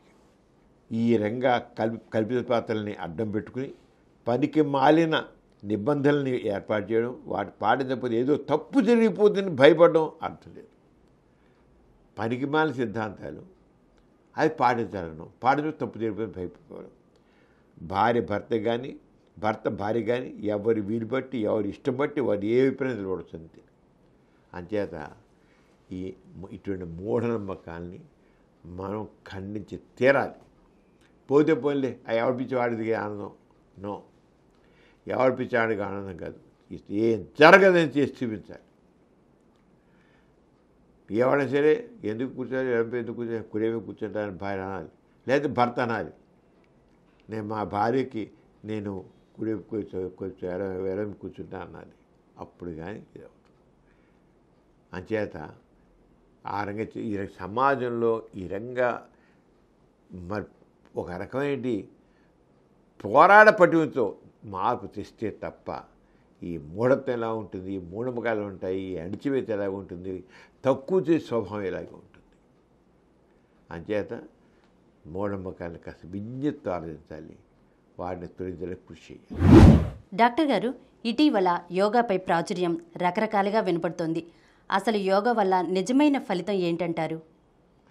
ప్రమిళ, యోగా అంటే ఒక రకం చెప్పాలంటే మనం మామూలుగా జనాలందరూ మామూలుగా చేసేంత ఇప్పుడు యోగా చేయండి అని మన పిఎం గారు చెప్పినా, ఇక్కడ సీఎం గారు చెప్పినా, ఇంకోళ్ళు చెప్పినా వాళ్ళందరూ జనరల్గా మనం అర్థం చేసుకుంటే వీళ్ళందరూ చెప్పేది యోగా వల్ల ఆరోగ్యం బాగుపడుతుంది.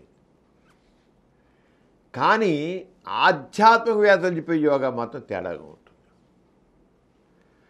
ఆధ్యాత్మికవేత్తలు అయితే అంటే మతపరంగా దేవుడి గురించి వాడి గురించి మాట్లాడే మనుషులు, ఆత్మ పరమాత్మ యొక్క కలయిక యోగా. యోగా అనేదానికి అర్థం తీస్తే అంటే కలయిక, ఆత్మ పరమాత్మ కలయిక.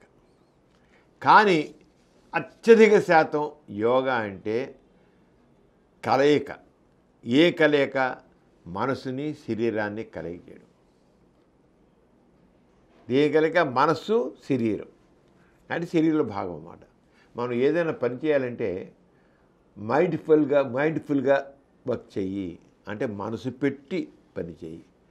మైండ్ఫుల్గా చదువు, మనసు పెట్టి చదువు అంటే నీ చేసే పనిని మనసును లగ్నం చేసి చదువు అంటాం.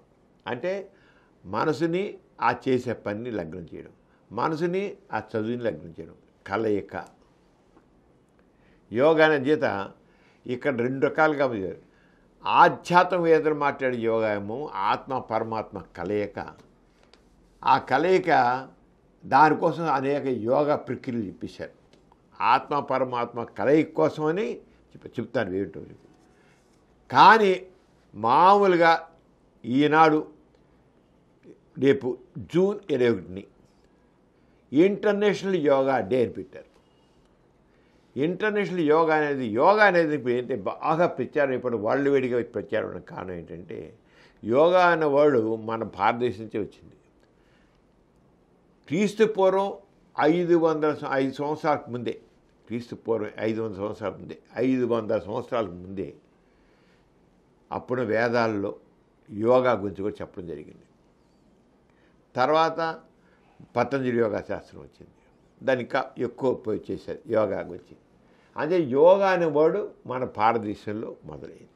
అక్కడ యోగా అని చెప్పి రెండు రకాలు చెప్పారు వాళ్ళు. ఒకటి మనసు శరీరం కలయిక, దాంతో మంచి ఆరోగ్యం సిద్ధిస్తుంది, మానసిక ఆరోగ్యం శారీరక ఆరోగ్యం సిద్ధిస్తుంది. నిజమే. మనసుని పెట్టి మనం యోగా అంటే యోగాభ్యాసం అంటారు, యోగాసనాలు అంటాం. దీన్ని మనం ఏమంటాం? ఎక్సర్సైజ్ అంటాం.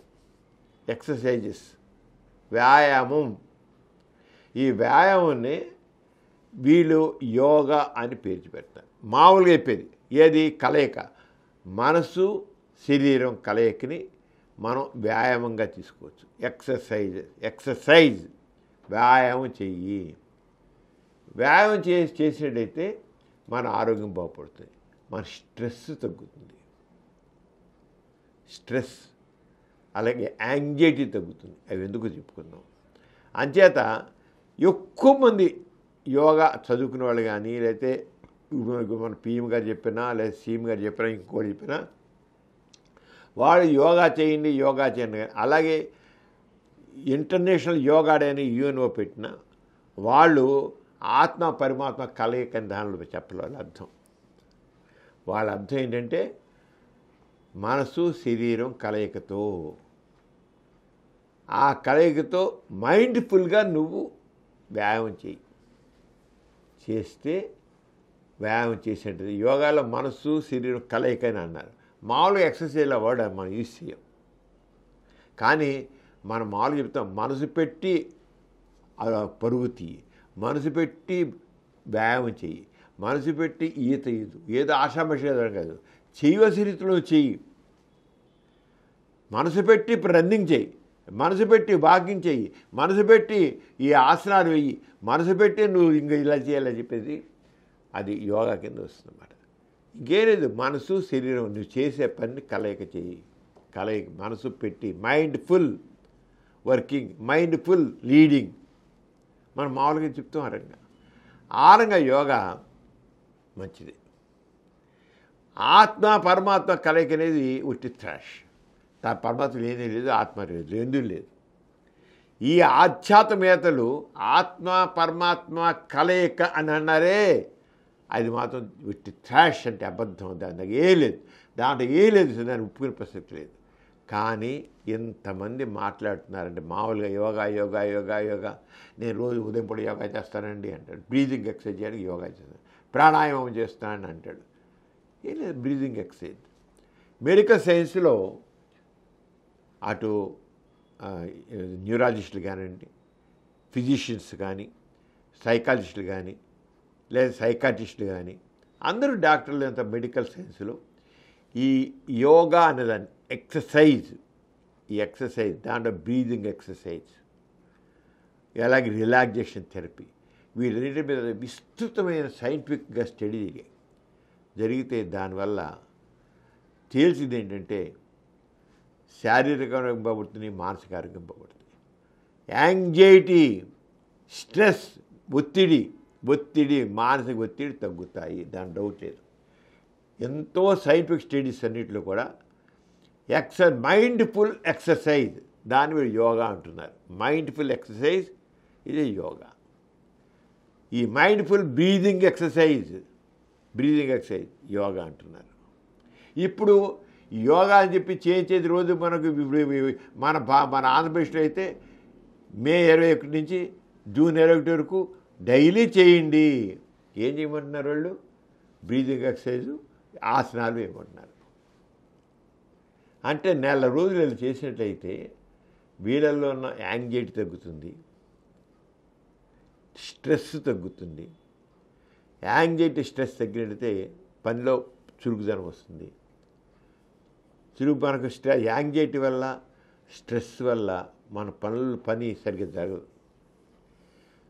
మనం మెడికల్ సైన్స్ తీసుకున్నట్లయితే మన సమాజంలో 100కి 30% కంటే 30% అంటే 130 మంది న్యూరోటిక్ పర్సనాలిటీ కలిగి ఉన్నారు. న్యూరోసిస్ అనేది కలిగి ఉన్నారు. న్యూరోసిస్ అంటే యాంగ్జైటీ, టెన్షన్. జనాభాలో 30% ఉన్నారు. Anxiety, tension, stress. దీనివల్ల ఎవరికైతే యాంగ్జైటీ ఉంటుందో వాళ్ళకి అనవసరంగా ఛాతి బిగబెట్టి లభించడం, గుండె బిగబెట్టి లభించడం, తలనొప్పి, ఆకలి సరిగ్గా లేకపోవడం, తిండి సరిగ్గా తినలేకపోవడం. ఇన్నిటి మూలం ఏంటి? యాంగ్జైటీ, వణుకు, కంగారు, గాబరా. ఒక ఉదయం పూట మీకు తెలియాలంటే ఒక గృహిణి ఉదయం పూట కంగారు పడిపోతుంటుంది. రోజు చేసి పనే, పిల్లాడికి టిఫిన్, భర్తకు కూడా టిఫిన్ పెట్టాలి, లేకపోతే క్యారియర్ కట్టాలి, టైం అయిపోతుంటుంది, బస్సు వచ్చేస్తుంది, పిల్లాడిని పంపించాలి, భర్తను ఆఫీస్ పంపించాలి, ఆయనకి లేట్ అయితే కుదరదు. ఈ యాంగ్జైటీలో ఇది ఉంది, రోజు చేసే పనే. ఎందుకు? అది ఆమె ఆరోగ్యం మీద, దానిలో అటు షుగర్ వస్తుంది, బీపీ వస్తుంది, హార్ట్ ప్రాబ్లమ్స్ వస్తాయి, లేని వస్తాయి. అదే నువ్వు యోగా, దాన్నే ఎక్సర్సైజ్ అన్నావు. రోజు బ్రీదింగ్ ఎక్సర్సైజ్ చేయడం ఆ యాంగ్జైటీ తగ్గిపోతుంది. రోజు బ్రీదింగ్ ఎక్సర్సైజ్ కొద్దిగా వ్యాయామం చేస్తే మనసు ఉదయం లేవగానే ఒక అరగంట సేపు ఆ పని 6 మళ్ళీ మాలో పూర్వకాలం 5కి మళ్ళీ ఇట్టినా ఆ యాంగ్జైటీ పని సరిచేయదు.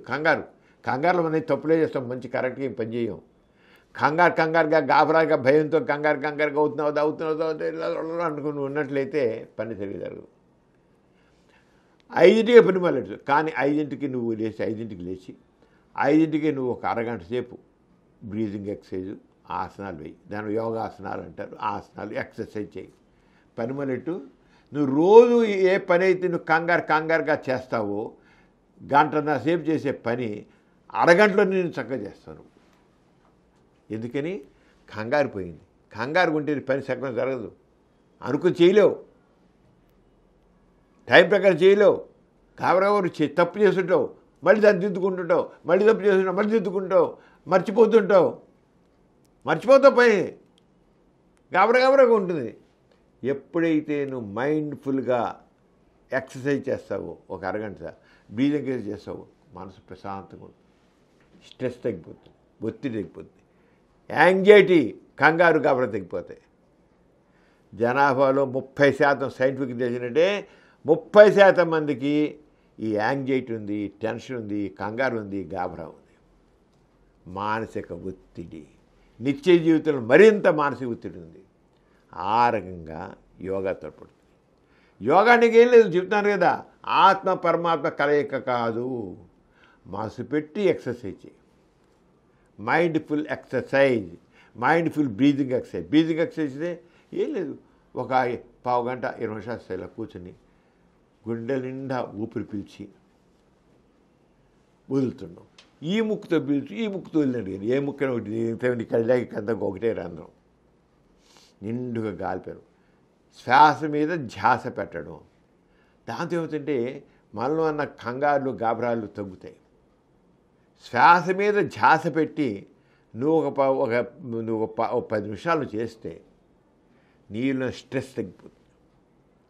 ఎక్సర్సైజ్ చేస్తే, ఆసనాలు వేస్తే ఏమవుతుంది, మొత్తం మజిల్స్ పాదం పోతుంది. మనకు ఎప్పుడు స్టిఫ్ అయిపోతాం. ఎప్పుడైతే యాంగ్జైటీ ఉంటాం, బయట కండరాలు మనకి తెలియకుండా ఎప్పుడు స్ట్రెస్ ఉంటుంది, కండరాలని బీసుకుంటాయి. స్పాదం ఉంటుంది, ఈ స్పాదం తగ్గిపోతుంది. కీళ్ళు, కండరాలు, ఆ మజిల్స్, లెగ్మెంట్స్, బర్సే అన్నీ కూడా రిలాక్స్గా ఉంటాయి. దాంతో మనసు కూడా రిలాక్స్. అంచేత ఒక 10 సేపు, అరగంట సేపు నువ్వు బ్రీతింగ్ ఎక్సర్సైజు, యోగాసనాలు అన్నాను, దాన్ని ఆసనాలు అన్నావు. ఇప్పుడు ఆసనాలు ఇస్తారు, సూర్య నమస్కారాలు అంటారు. సూర్య నమస్కారం అంటే సూర్య నమస్కారంలో ఎన్నో రకాల భంగులు ఉంటాయి. దానివల్ల ఏమవుతుంది, కడుపు నొప్పి, నడు నొప్పి, కాళ్ళ నొప్పులు, మెడ నొప్పులు, లేకపోతే ఇప్పుడు ఎందుకు వదిలేకనిపిస్తుంది, నా మెడ నొప్పండి, నా వీపు, నా ఛాతీ నొప్పండి, నా వీపు నొప్పండి, కాళ్ళ నొప్పులండి, కీళ్ళ నొప్పులండి, ఈ పిక్క కండాల నొప్పులండి అని చెప్పేవాళ్ళే. కానీ ఎందుకనే స్ట్రెస్ వల్ల కొంత నొప్పులు, స్పాదం. మనుషులు ఎప్పుడైతే మానసిక ఒత్తిడి ఉంటుందో, ఆ ఒత్తిడి వల్ల స్పాదం వచ్చి నడు నొప్పి రావడం చాలా వరకు. నీకు ఇంత అయితే నువ్వు ఎంఆర్ఐది, సిటీది, ఎక్స్రేది ఏంది అక్కడ ఏమి ఉండదు. కానీ నడు నొప్పి కండరాలు బీసిపోయి ఉన్నాయి. ఎలా పోతాయి? Mindful breathing exercise, mindful exercise, ఆసనాలు, యోగాసనాలు, ఆసనాలు ఉన్నాం. యోగాని వాడికి, కానీ యోగా దాన్ని ఎలాగ మనసు శరీరం యొక్క కలయిక అంటే మైండ్ఫుల్ ఎక్సర్సైజ్. ఆరంగా యోగ పడుతుంది. ఇప్పుడు చాలామంది యోగా అని చెప్పేది, అంతేగాని ఆత్మ పరమాత్మ ట్రాష్. కానీ ఏది సరే ఆస్తికత్వంలో ప్రతిదానికి అతి ఆస్తికత్వం లేని పెద్దాన్ని తీసుకెళ్ళి దేవుడికి ముడిపెడితే తప్ప, పరమాత్మను లింక్ పెడితే తప్ప వాళ్ళ సాటిస్ఫాక్షన్ ఉంది ఈ ఆస్తికులకి. అంచేత ఏదైతే ఎక్సర్సైజ్ అని చెప్పారో, మైండ్ఫుల్ ఎక్సర్సైజ్ చెప్పారో, శరీరం మనసు మైండ్ఫుల్ ఎక్సర్సైజ్ ఉన్నారో, దాన్ని యోగాసనాలను పెట్టి, యోగాని పెట్టి, ఆ యోగాకి ఆత్మ పరమాత్మ కలయికని పెట్టి, దానికి లేనిపోనన్ని ఆపాదించేసి, దానికి ఏదో పెద్ద మహత్యాన్ని, గొప్పతనాన్ని చేశారు. అదంతా థ్రాష్. ఇవి అందుకే అది ఎలా ఆపాదించాలో చెప్తాను నీకు. ఈ ఆత్మ పరమాత్మ చేయడం కోసమని మామూలుగా మనం యోగాసనాలు బదులుగా దాన్ని ఫిజికల్ అండ్ మెంటల్ ఎక్సర్సైజ్ అనొచ్చు. Physical and mental exercise, breathing exercise, physical and mental exercise. Mental exercise, breathing exercise, దానివల్ల బీపీ కంట్రోల్ అవుతుంది, షుగర్ కంట్రోల్ అవుతుంది, మనకి లంగ్స్ బాగా పనిచేస్తే తగ్గ తయారవుతాయి, గుండె అనవసరంగా ఎక్కువసార్లు కొట్టుకొని అవుతుంది, గుండె ఎక్కువసార్లు మామూలుగా కంగారు వల్ల గాబరా గుండె కొడుతుంటుంది. Mindful exercise, physical and mental. అది ఈరిగే చేశారు వీళ్ళు. చెప్పనే ఆస్తికత్వంలో ప్రతి దేవుడు ముడిపెడితే తప్ప వాళ్ళకి ఆ తీరదు, వాళ్ళకి ఆ కుతి తీరదు వాళ్ళకి. అది ఆస్తికత్వం ఏం చేయడు, జ్ఞానయోగ. మామూలుగా ఎక్సర్సైజ్ చెప్పి అయిపోతే చాలా బాగుంది కదా. జ్ఞానయోగ, జ్ఞానం ద్వారా గమ్యాన్ని చేరుట. ఏ గమ్యం చేయడం? ఆత్మ పరమాత్మ సమైక్యం చేయడం. జ్ఞానం ద్వారా, జ్ఞాన సంపాదన ద్వారా. భక్తి యోగా, భక్తి విశ్వాసాలతో ఆ చేసి చేయడం. కర్మయోగా, చేసే పనుల ద్వారా మనం మంచి పనులు చేస్తూ దైవ పూజలు చేస్తూ అలా చేసే ద్వారా గమ్యాన్ని చేయడం, అంటే ఆత్మపరమైన కలయిక పొందడం. మంత్రయోగా, మంత్రాలను జపించి భగవంతుడి యొక్క మంత్రాలు జపిస్తూ ఆత్మపరమైన గమ్యాన్ని చేరడం. యంత్రయోగా, ఒక విగ్రహాన్ని ప్రార్థించడం ద్వారా, ఒక విగ్రహం పెట్టుకుని దేవా దేవా దేవా దేవా దేవా అని పెట్టి చేస్తే నీవు చేసావు, దాని ద్వారా ఆత్మపరి. లయయోగా, మనం దేనైతే కోరుకుంటున్నామో దానిలో కలిసిపోయి గమ్యాన్ని చేరడం, ఆత్మ పరమాత్మ. కుండలిని యోగా, శరీర అంతర్శక్తి ద్వారా, శరీరంలో అంతర్శక్తి దాని ద్వారా చేసి చేయడం. తంత్రయోగా, తంత్ర విద్య ద్వారా. అన్ని యోగాలు చూడు ఎన్ని పెట్టారో. ఇవన్నీ ఆస్తికత్వం అతిపోయేడు కల్లా అసలు మూలపడుతుంది. అలాగే హఠయోగా, శరీరం వివిధ భంగిమల ద్వారా ఆత్మ పరమాత్మ కలయిక చేయడం. రాజయోగా, మానసిక క్రమశిక్షణ ద్వారా చేయడం. ఇది దీంట్లో మనం తీసుకున్నట్లయితే చిన్నది వీళ్ళ అతి ఏంటో మీకు చదివిపిస్తాను నేను. ఇప్పుడు హఠయోగా అని ఉంది. హఠయోగా అనే పదంలో హ అంటే సూర్యుడు, ఠ అంటే చంద్రుడు. మన ముక్కు రంధ్రాల్లో కుడి నాసిక ద్వారా ప్రవహించే శ్వాస సూర్యశ్వాసగాను, ఎడమ నాసిక ద్వారా ప్రవహించే శ్వాస చంద్రశ్వాసగాను పరిగణిస్తారు. ఆహా, ఇలా చేశాడు. సూర్యశ్వాస ఏంటి, చంద్రశ్వాస ఏంటి, ఒకటే శ్వాస. ఈ గాలి అందరిది, నువ్వు పిలిచినా నేను పిలిచినా అందరూ ఒకటే రంగు గాలి. మన శ్వాస ద్వారా పాజిటివ్ ఫ్లోని, మన శ్వాస ద్వారా పాజిటివ్ ఫ్లోని నెగిటివ్ ఫ్లోని సమన్వయపరచడం తెలుసుకుంటాం. ఇక్కడ చేయడం అంటే పాజిటివ్ ఫ్లో అండ్ ఇది నెగిటివ్ ఫ్లో సమన్వయపరచాలి చేస్తారు. ముఖ్యంగా హఠయోగుల్ని పరిశీలిస్తే దీనిలో యోగా ఆసనములు, యోగ క్రియలు, ముద్రలు, బంధాలు, ప్రాణాయామాలు మనకు కనిపిస్తాయి. వీటిని శారీరక మానసిక క్రమశిక్షణగా మనం భావించవచ్చు. చాలామంది హఠయోగాన్ని శారీరక వ్యాయామంగాను, జిమ్నాస్టిక్ భంగిమలుగాను పొరపాటుగా భావించుతుంది. మనం బయట నుంచి చూసేవాడు హఠయోగా భంగిమలు ఎక్సర్సైజ్ లాగా ఉన్నా నెమ్మదిగా సాధన చేసే కొద్దీ యోగాసనాల్లో అసలు అర్థం మనకు బోధపడుతుంది. ఒక్కొక్క ఆసనం ఒక్కొక్క అవయవం పైన లేదా ఒక ఎండోక్రైన్ గ్లాండ్ మీద పనిచేసే విధంగా తీర్చబడతాయి. దీని ప్రభావం కేవలం కండరాలు, కీళ్ళు, రక్త ప్రసారం పెరగడం, లంగ్ పవర్ పెరగే కాకుండా ఇంకా మరింత లోతుగా ఉండడం మన కాలం గడిచే కొద్ది గమనిస్తాం. మనకున్న కొన్ని వ్యాధులు తగ్గించడం, వ్యాధి శక్తి పెరగడం, చివరికి వయసు పెరగకుండా ఆపగలిగే శక్తి కూడా ఈ హఠయోగానికి ఉన్నట్లు మన పరిశోధనలు చెబుతున్నాయి. అంటే ఎంత ఇదో చూడు. అరే మనసు పెట్టి చెయ్యి, ఆసనాలు వెయ్యి, నీ రక్త ప్రసరణ బాగుంటుంది, నీలో ఒత్తిడి తగ్గుతుంది, ఆరోగ్యం బాగుంటుంది, ఎక్సర్సైజ్ బాగా, బ్రీదింగ్ బాగా చేస్తావు, చక్కగా ఉంటుంది, దాన్ని ఎనర్జెటిక్గా ఫీల్ అవుతావు. కరెక్ట్ ఇది. యోగా అంటావో ఆసనాలు అంటావో ఏది ఇష్టం, ఎక్సర్సైజ్ అంటే అను, ఫిజికల్ అండ్ మెంటల్ ఎక్సర్సైజ్ అను. కానీ యోగా పేరుతో నీకు ఒక పద్ధతి సిస్టమేటిక్గా చెప్పడం జరిగింది కనుక యోగా అంటారు. అంతేకాదు యోగా చేయడం వల్ల యోగా చేయడం అలా ఏమి లాభం లేదు, అంత థ్రాష్ అంటే మాత్రం అది కరెక్ట్ కాదు. యోగాసనాల వల్ల అంటే మనం చేసే ఫిజికల్ అండ్ మెంటల్ ఎక్సర్సైజ్ వల్ల తప్పకుండా మానసిక ఒత్తిడి తగ్గుతుంది, యాంగ్జైటీ తగ్గుతుంది, బీపీ కంట్రోల్కి వస్తుంది, షుగర్ కంట్రోల్కి వస్తుంది. ఎందుకంటే మన గ్లాండ్స్ అన్ని చక్కగా యాక్టివేట్ అవుతాయి. మనకి ఆరోగ్యం కూడా బాగుపడుతుంది, ఆయుష్ కూడా పెరుగుతుంది. ఎందుకంటే మనలో ఇమ్యూనిటీ పెరుగుతుంది. ఎవరైతే ఎక్సర్సైజ్ చేస్తారో, రెగ్యులర్గా ఎక్సర్సైజ్ చేస్తారో వాళ్ళ ఆరోగ్యం చాలా బాగుంటుంది, ఆయుష్ కూడా పెరుగుతుంది, ఖచ్చితంగా పెరుగుతుంది. అది యోగాసనాలు ఆత్మ పరమాత్మకు సమైక్యం అవ్వడం వల్ల, దేవుడి వల్ల వచ్చినది ఏం కాదు. వీడి నియమబద్ధమైన జీవితం వల్ల, వీడి మంచి అలవాట్ల వల్ల, దానివల్ల మా శరీరంలో హార్టు, లంగ్స్ ఆరోగ్యంగా ఉండి అంచేది ఏదో పెద్ద 40 ఏళ్ళు వచ్చాక యోగా చేద్దాంలే, 60 ఏళ్ళు వచ్చాక చేద్దాంలే, అలా కాదు. ఎవడైతే మొదటి చిన్నప్పటి నుంచి ఎవరికి సార్, ఇప్పుడు చూడు పిల్లలు ఉన్నారు, వీళ్ళందరూ రెసిడెన్షియల్ స్కూల్స్ అవుతున్నారు.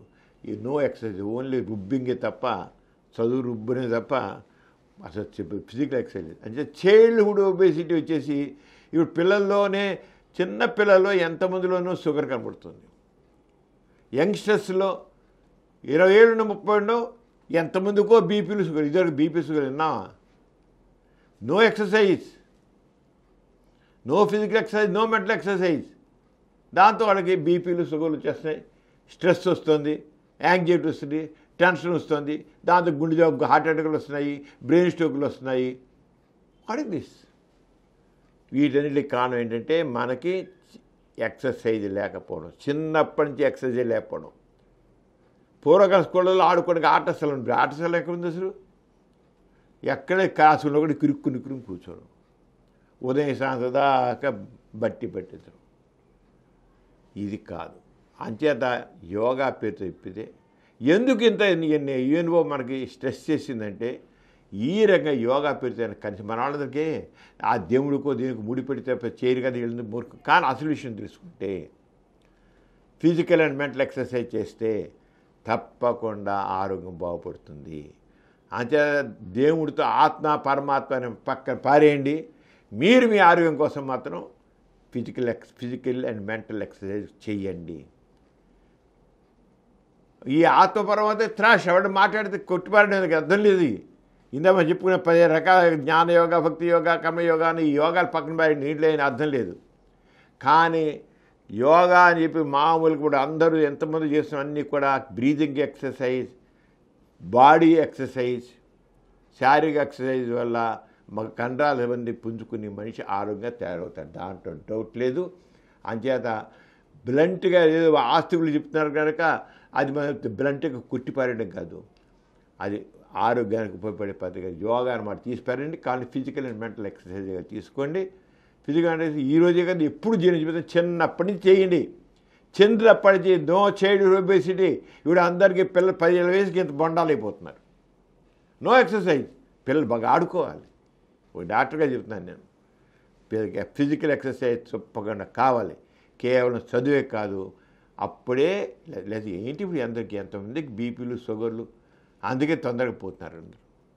అంటే యోగా అని పేరుతో మన వాళ్ళు గవర్నమెంట్ చేసిన యూనివో ప్రపంచవ్యాప్తంగా యోగాని ప్రమోట్ చేస్తారంటే ఆత్మ పరమాత్మ కలయిక కోసం కాదు. ఆత్మ పరమాత్మ పేరు చేయలేదు ఇంటర్నేషనల్గా యూనివో చేసింది. కేవలం physical and mental exercise, mindful exercise, relaxation కోసము ఫిజికల్గా మెంటల్గా కొద్ది ఎక్సర్సైజ్, రిలాక్సేషన్, మానసిక ఒత్తిడి దూరం చేసుకోవడం, హాయిగా ఉండడం, ఆరోగ్యంగా ఉండడం, బీపీలు షుగర్లకు దూరంగా ఉండడం. ఆరోగ్యంగా యోగా అనేది, యోగా అంటే అదే చెప్తాను, ఎక్సర్సైజ్. యోగా అంటే ఆస్తిక భాషలో యోగా కాదు, ఎక్సర్సైజ్ మాత్రం ఆరోగ్యానికి ఎంతో అవసరం. శారీరక ఆరోగ్యం, మానసిక ఆరోగ్యానికి చాలా అవసరం. డాక్టర్ గారు, నాస్తిక కేంద్రంలో నెలకొల్పిన గోరా టెక్నో హబ్పై ప్రజల స్పందన ఎలా ఉందంటారు? ప్రిమిల, మనం ఒక 2 నెలల క్రితమే పెట్టాం గోరా టెక్నో హబ్. దీని పర్పస్ ఏంటంటే అడ్వాన్స్డ్ సైన్స్ అండ్ టెక్నాలజీ గురించి ఇప్పుడున్న యూత్కి అవగాహన కావాలి.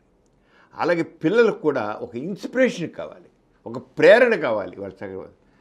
అది సైన్స్ గురించి అవగాహన ఉంటేనే మళ్ళీ మూఢనమ్మకాలు పోతాయి. ఆ మూఢనమ్మకాలు పోవాలంటే ప్రశ్నించే తత్వం, పరిశీలించే తత్వం, పరీక్షించే తత్వం కావాలి. ప్రశ్నించే తత్వం, పరిశీలించే తత్వం, పరీక్షించే తత్వం సైన్స్ ద్వారానే వస్తుంది. సైన్స్లో ప్రిసిజన్ పరీక్షించడమే ఉంటుంది, అప్పుడే నిర్ధారణ అవుతుంది.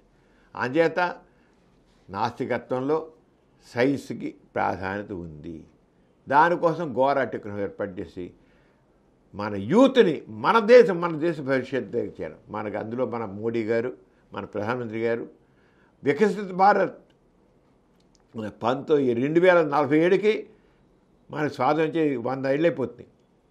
అప్పటికి ప్రపంచంలో అగ్రదేశాలు సరసన భారతదేశం నిలబడాలి అని ఆ ధ్యేయంతో మన బాధ్యతగా, మనవంతుగా యూత్ని తయారు చేయడం కోసమని గోరా టెక్నాలజీ పెట్టడం జరిగింది. దాని గురించి చాలా స్పందన, వండర్ఫుల్ స్పందన ఉంది. మనకి స్వాతి పేపర్లు ప్రత్యేకంగా ఆర్టికల్ రాశారు దీని గురించి. అలాగే ఈనాడులో వచ్చింది, ఈటీవీలో వచ్చింది, తక్కిన ఛానల్స్లో కూడా వచ్చింది. అన్నిటి పేపర్లు కూడా అందరూ గొప్పగా రాస్తున్నారు. రోజు చూడకు వస్తున్నారు. రేపు కాలేజీలు తెచ్చాక ఇంకా ఎక్కువైపోతుంది. దీంట్లో మరి ఎంతో అడ్వాన్స్డ్ సైన్స్, రోబోయిజ్ గైడ్, ఆర్టిఫిషియల్ ఊంబ్. కొంతకాలం పోయాక సైన్స్ ఎంత డెవలప్ అయ్యారంటే తల్లి తన బిడ్డని తన కడుపులో మోయిన వసల్లా బయట ఊంబులో మన ఇప్పుడు ఎన్నో పనులు యంత్రాలు రోబో చేసేట్లా మనిషి చేసుకుని రోబో చేసేస్తుంది. ఆడగానే తల్లి తన బిడ్డ మోయకుండా ఉండడం కోసం జపాన్లో అక్కడ చాలా ప్రయోగాలు జరుగుతున్నాయి. అలాంటిది ఒక ఆర్టిఫిషియల్ ఊంబ్, కృత్రిమ గర్భం. దాంట్లో బిడ్డ ఎలా ఉంటుంది, ఆ బిడ్డ ఏ రంగా ఎదుగుతుంది, దానికి ఒక ప్రత్యక్ష కళ్ళ కనబడేట్లు దీంట్లో పెట్టడానికి. అలాగే డ్రోన్, ఇప్పుడు అంతా డ్రోన్స్ మన యుద్ధంలో డ్రోన్స్ వాడారు. ఆ డ్రోన్స్ అంటే ఏమిటి, కళ్ళకి వాస్తవమైన డ్రోన్ దగ్గర పెట్టాం. అలాగే ఆరిపట్ట, రాకెట్ లాంచింగ్, ఇంకా స్పేస్ చక్రాలు చెప్పనవసరం లేదు. అక్కడ పక్కన సెటిలైట్ ద్వారా అక్కడి నుంచి ఉండే అంతరిక్షం ఉండే కేంద్ర ద్వారా సంఖ్య ఎలా వస్తాయి, సెటిలైట్ ద్వారా కమ్యూనికేషన్ ఎలా వస్తాయి. అలాగే చంద్రుడి మీద సెటిలైట్ ఎలా దిగింది, రోవర్ ఎలా బయటకు వచ్చింది, ఎలా తిరుగుతోంది, అన్ని కళ్ళ కట్టినట్లుగా నేను పెట్టదు. ఇన్స్పిరేషన్, ప్రేరణ కలిగించడం కోసం ఇగ్నైట్, ఇన్స్పైర్, ఇన్నోవేట్ అనే స్లోగన్తో దీన్ని చేస్తున్నాం. అలాగే ఒక ప్రత్యేక రూమ్ పెట్టాం. ఆ రూమ్లో ఏంటి, యంగ్ మైండ్స్ ఇన్వెన్షన్స్.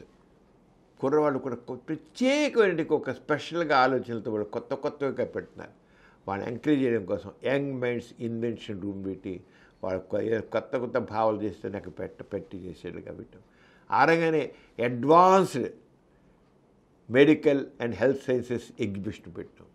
దాంట్లో అడ్వాన్స్డ్ ఏమొస్తుంది, artificial heart, artificial lungs, artificial kidney, artificial liver, ఈ రకంగా ఆర్టిఫిషియల్గా అన్నీ వచ్చేస్తుంది.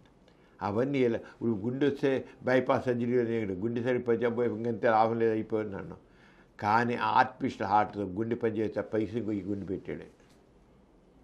మనిషి గుండె తీసి పాడైపోయిందని పక్కన పాడైపోయి ఫంక్షన్ సరిగ్గా లేదు, గుండె పెట్టాడు. అక్కడ ఒక టీవీ పాడితే ఒక టీవీ పెడుతున్నాం, ఒక సెల్ ఫోన్ పాడితే ఒక సెల్ ఫోన్ పెట్టుకుంటున్నాం. ఆయన గుండె పాడైపోతే ఇంకో అసలు ఆర్టిఫిషియల్ గుండె పెట్టి మనిషి ఇంకో మనిషి అవ్వట్లేదు. ఇప్పుడు హార్ట్ ట్రాన్స్ప్లాంటేషను ఇంకో మనిషిని పెడతాం, అవసరం లేదు, వేరే పెట్టాం. అలాంటివన్నీ కూడా ఇక్కడ పెట్టాం. ఇంత అడ్వాన్స్డ్ సైన్సెస్ సంబంధించినంత ఉంది. అంచేత వండర్ఫుల్ స్పందన వచ్చిన ప్రతివాడు మేము పుస్తకాల్లో చదువుతున్నాం, కానీ ఇక రియల్గా కళతో చూస్తున్న బట్టి మాకు ఎంతో సంతోషంగా ఉందని ప్రతి వాళ్ళు అంటున్నారు. పుస్తకాలు చదువుతున్నాం, పేపర్లో చదువుతున్నాం, టీవీలో చూస్తున్నాం, ఆ చూసే ప్రత్యక్షంగా ఎంతో థ్రిల్లింగ్గా ఉంది అని నువ్వు అడిగా స్పందన ఎలా ఉందని. ఆ ప్రజల స్పందన అంటే మీరు టీవీలో చూసిన దానికంటే, చదివిన దాని పుస్తకాల్లో పేపర్లో చదివిన కంటే ఇక్కడ చూస్తుంటే ఎక్కడ లేని ఆనందంగా ఉంది, థ్రిల్లింగ్గా ఉంది అంటున్నారు. ఆ రంగా గౌరవ అందరూ రండి, చూడండి.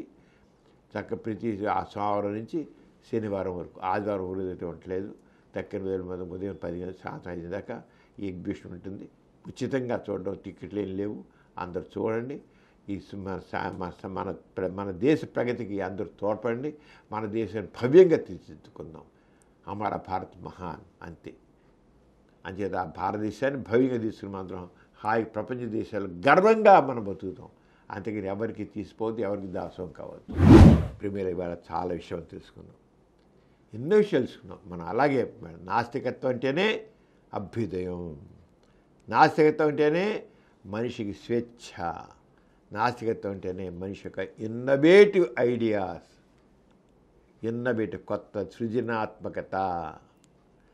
సృజనాత్మక పెద్దపీట వేసేది ఎవడు, మనిషే. ఆ మనిషి యొక్క శక్తి సామర్థ్యాన్ని గుర్తించడం. మరి ఆ మనిషి ఆరోగ్యం బాగా ఉండాలంటే ఆరోగ్యం గురించి మనకు అవగాహన కావాలి. ఒక చక్కని సమాజం రావాలంటే మనిషి తగ్గ ఆలోచించాలి. ఏరుగా మా శరీరం శారీరక ఆరోగ్యం బాగుంటుంది, మానసిక ఆరోగ్యం బాగుంటుంది. చేత ఆరోగ్యం, శారీరక ఆరోగ్యం గురించి, మానసిక ఆరోగ్యం గురించి, చిన్న పిల్లల నుంచి వృద్ధుల దాకా, ఆడవాళ్ళు మగవాళ్ళు తేడలేదు, ప్రతి ఒక్కళ్ళ ఆరోగ్యం గురించి, ప్రతి సమస్య గురించి సరైన అవగాహన, తేలిక అర్థంగా మన సమరం ఛానల్స్లో. దాంట్లో సమరం హెల్త్ ఛానల్ దానికోసం ఎంతో కృషి చేస్తుంది. ప్రతిరోజు దాదాపు ప్రతిరోజు ఒక కొత్త విషయాన్ని పెడుతున్నాం. మనం చూస్తున్న వాళ్ళందరూ కూడా ఏమిటండి ఇంత కొత్త ఇన్ని విషయాలు చెబుతున్నారు, ఎంత ఎక్కువ చెబుతున్నారు, ఇన్ని రకాలు చెబుతున్నారు, మాకు చాలా థ్రిల్లింగ్గా ఉంది అని అంటున్నారు. ఇప్పుడు దాదాపు మన ఈ సమరం ఛానల్స్ 152 దేశాల్లో చూస్తున్నారు. ఇప్పుడు 20 కోట్ల పైన దాదాపు 20 కోట్లు అయిపోయింది. 20 కోట్ల మంది ఇప్పుడు మనకి మనం చూశారు. అంత చక్కగా మనకి ఉంది. ప్రతి ఒక్కరు చూడండి. మీరు సబ్స్క్రైబ్ చేసుకోకపోయినట్లయితే వెంటనే సమరం హెల్త్ ఛానల్ అనేది యూట్యూబ్లో సబ్స్క్రైబ్ చేసుకోండి. దగ్గర మీ వాళ్ళు చేసి మీ ఫ్రెండ్స్ చేసి సబ్స్క్రైబ్ చేయించండి. అందరూ ఆరోగ్యం సంబంధించిన భాగ్యాన్ని దాన్ని చక్కగా అందరూ ఆరోగ్యం గురించి అవగాహన కలిగించుని ఆరోగ్యం కాపాడుకోండి. అందరూ అది చూద్దాం. మరి ప్రిమేల ఇవాళ చాలా విషయాలు తెలుసుకున్నాం కనుక వాళ్ళందరికీ వాళ్ళ దగ్గర అందరూ సెలవుకుందాం. అందరికీ జై ఇన్సాన్. జై ఇన్సాన్. ఈ కార్యక్రమం మీకు ఎంతో నచ్చింది కదా.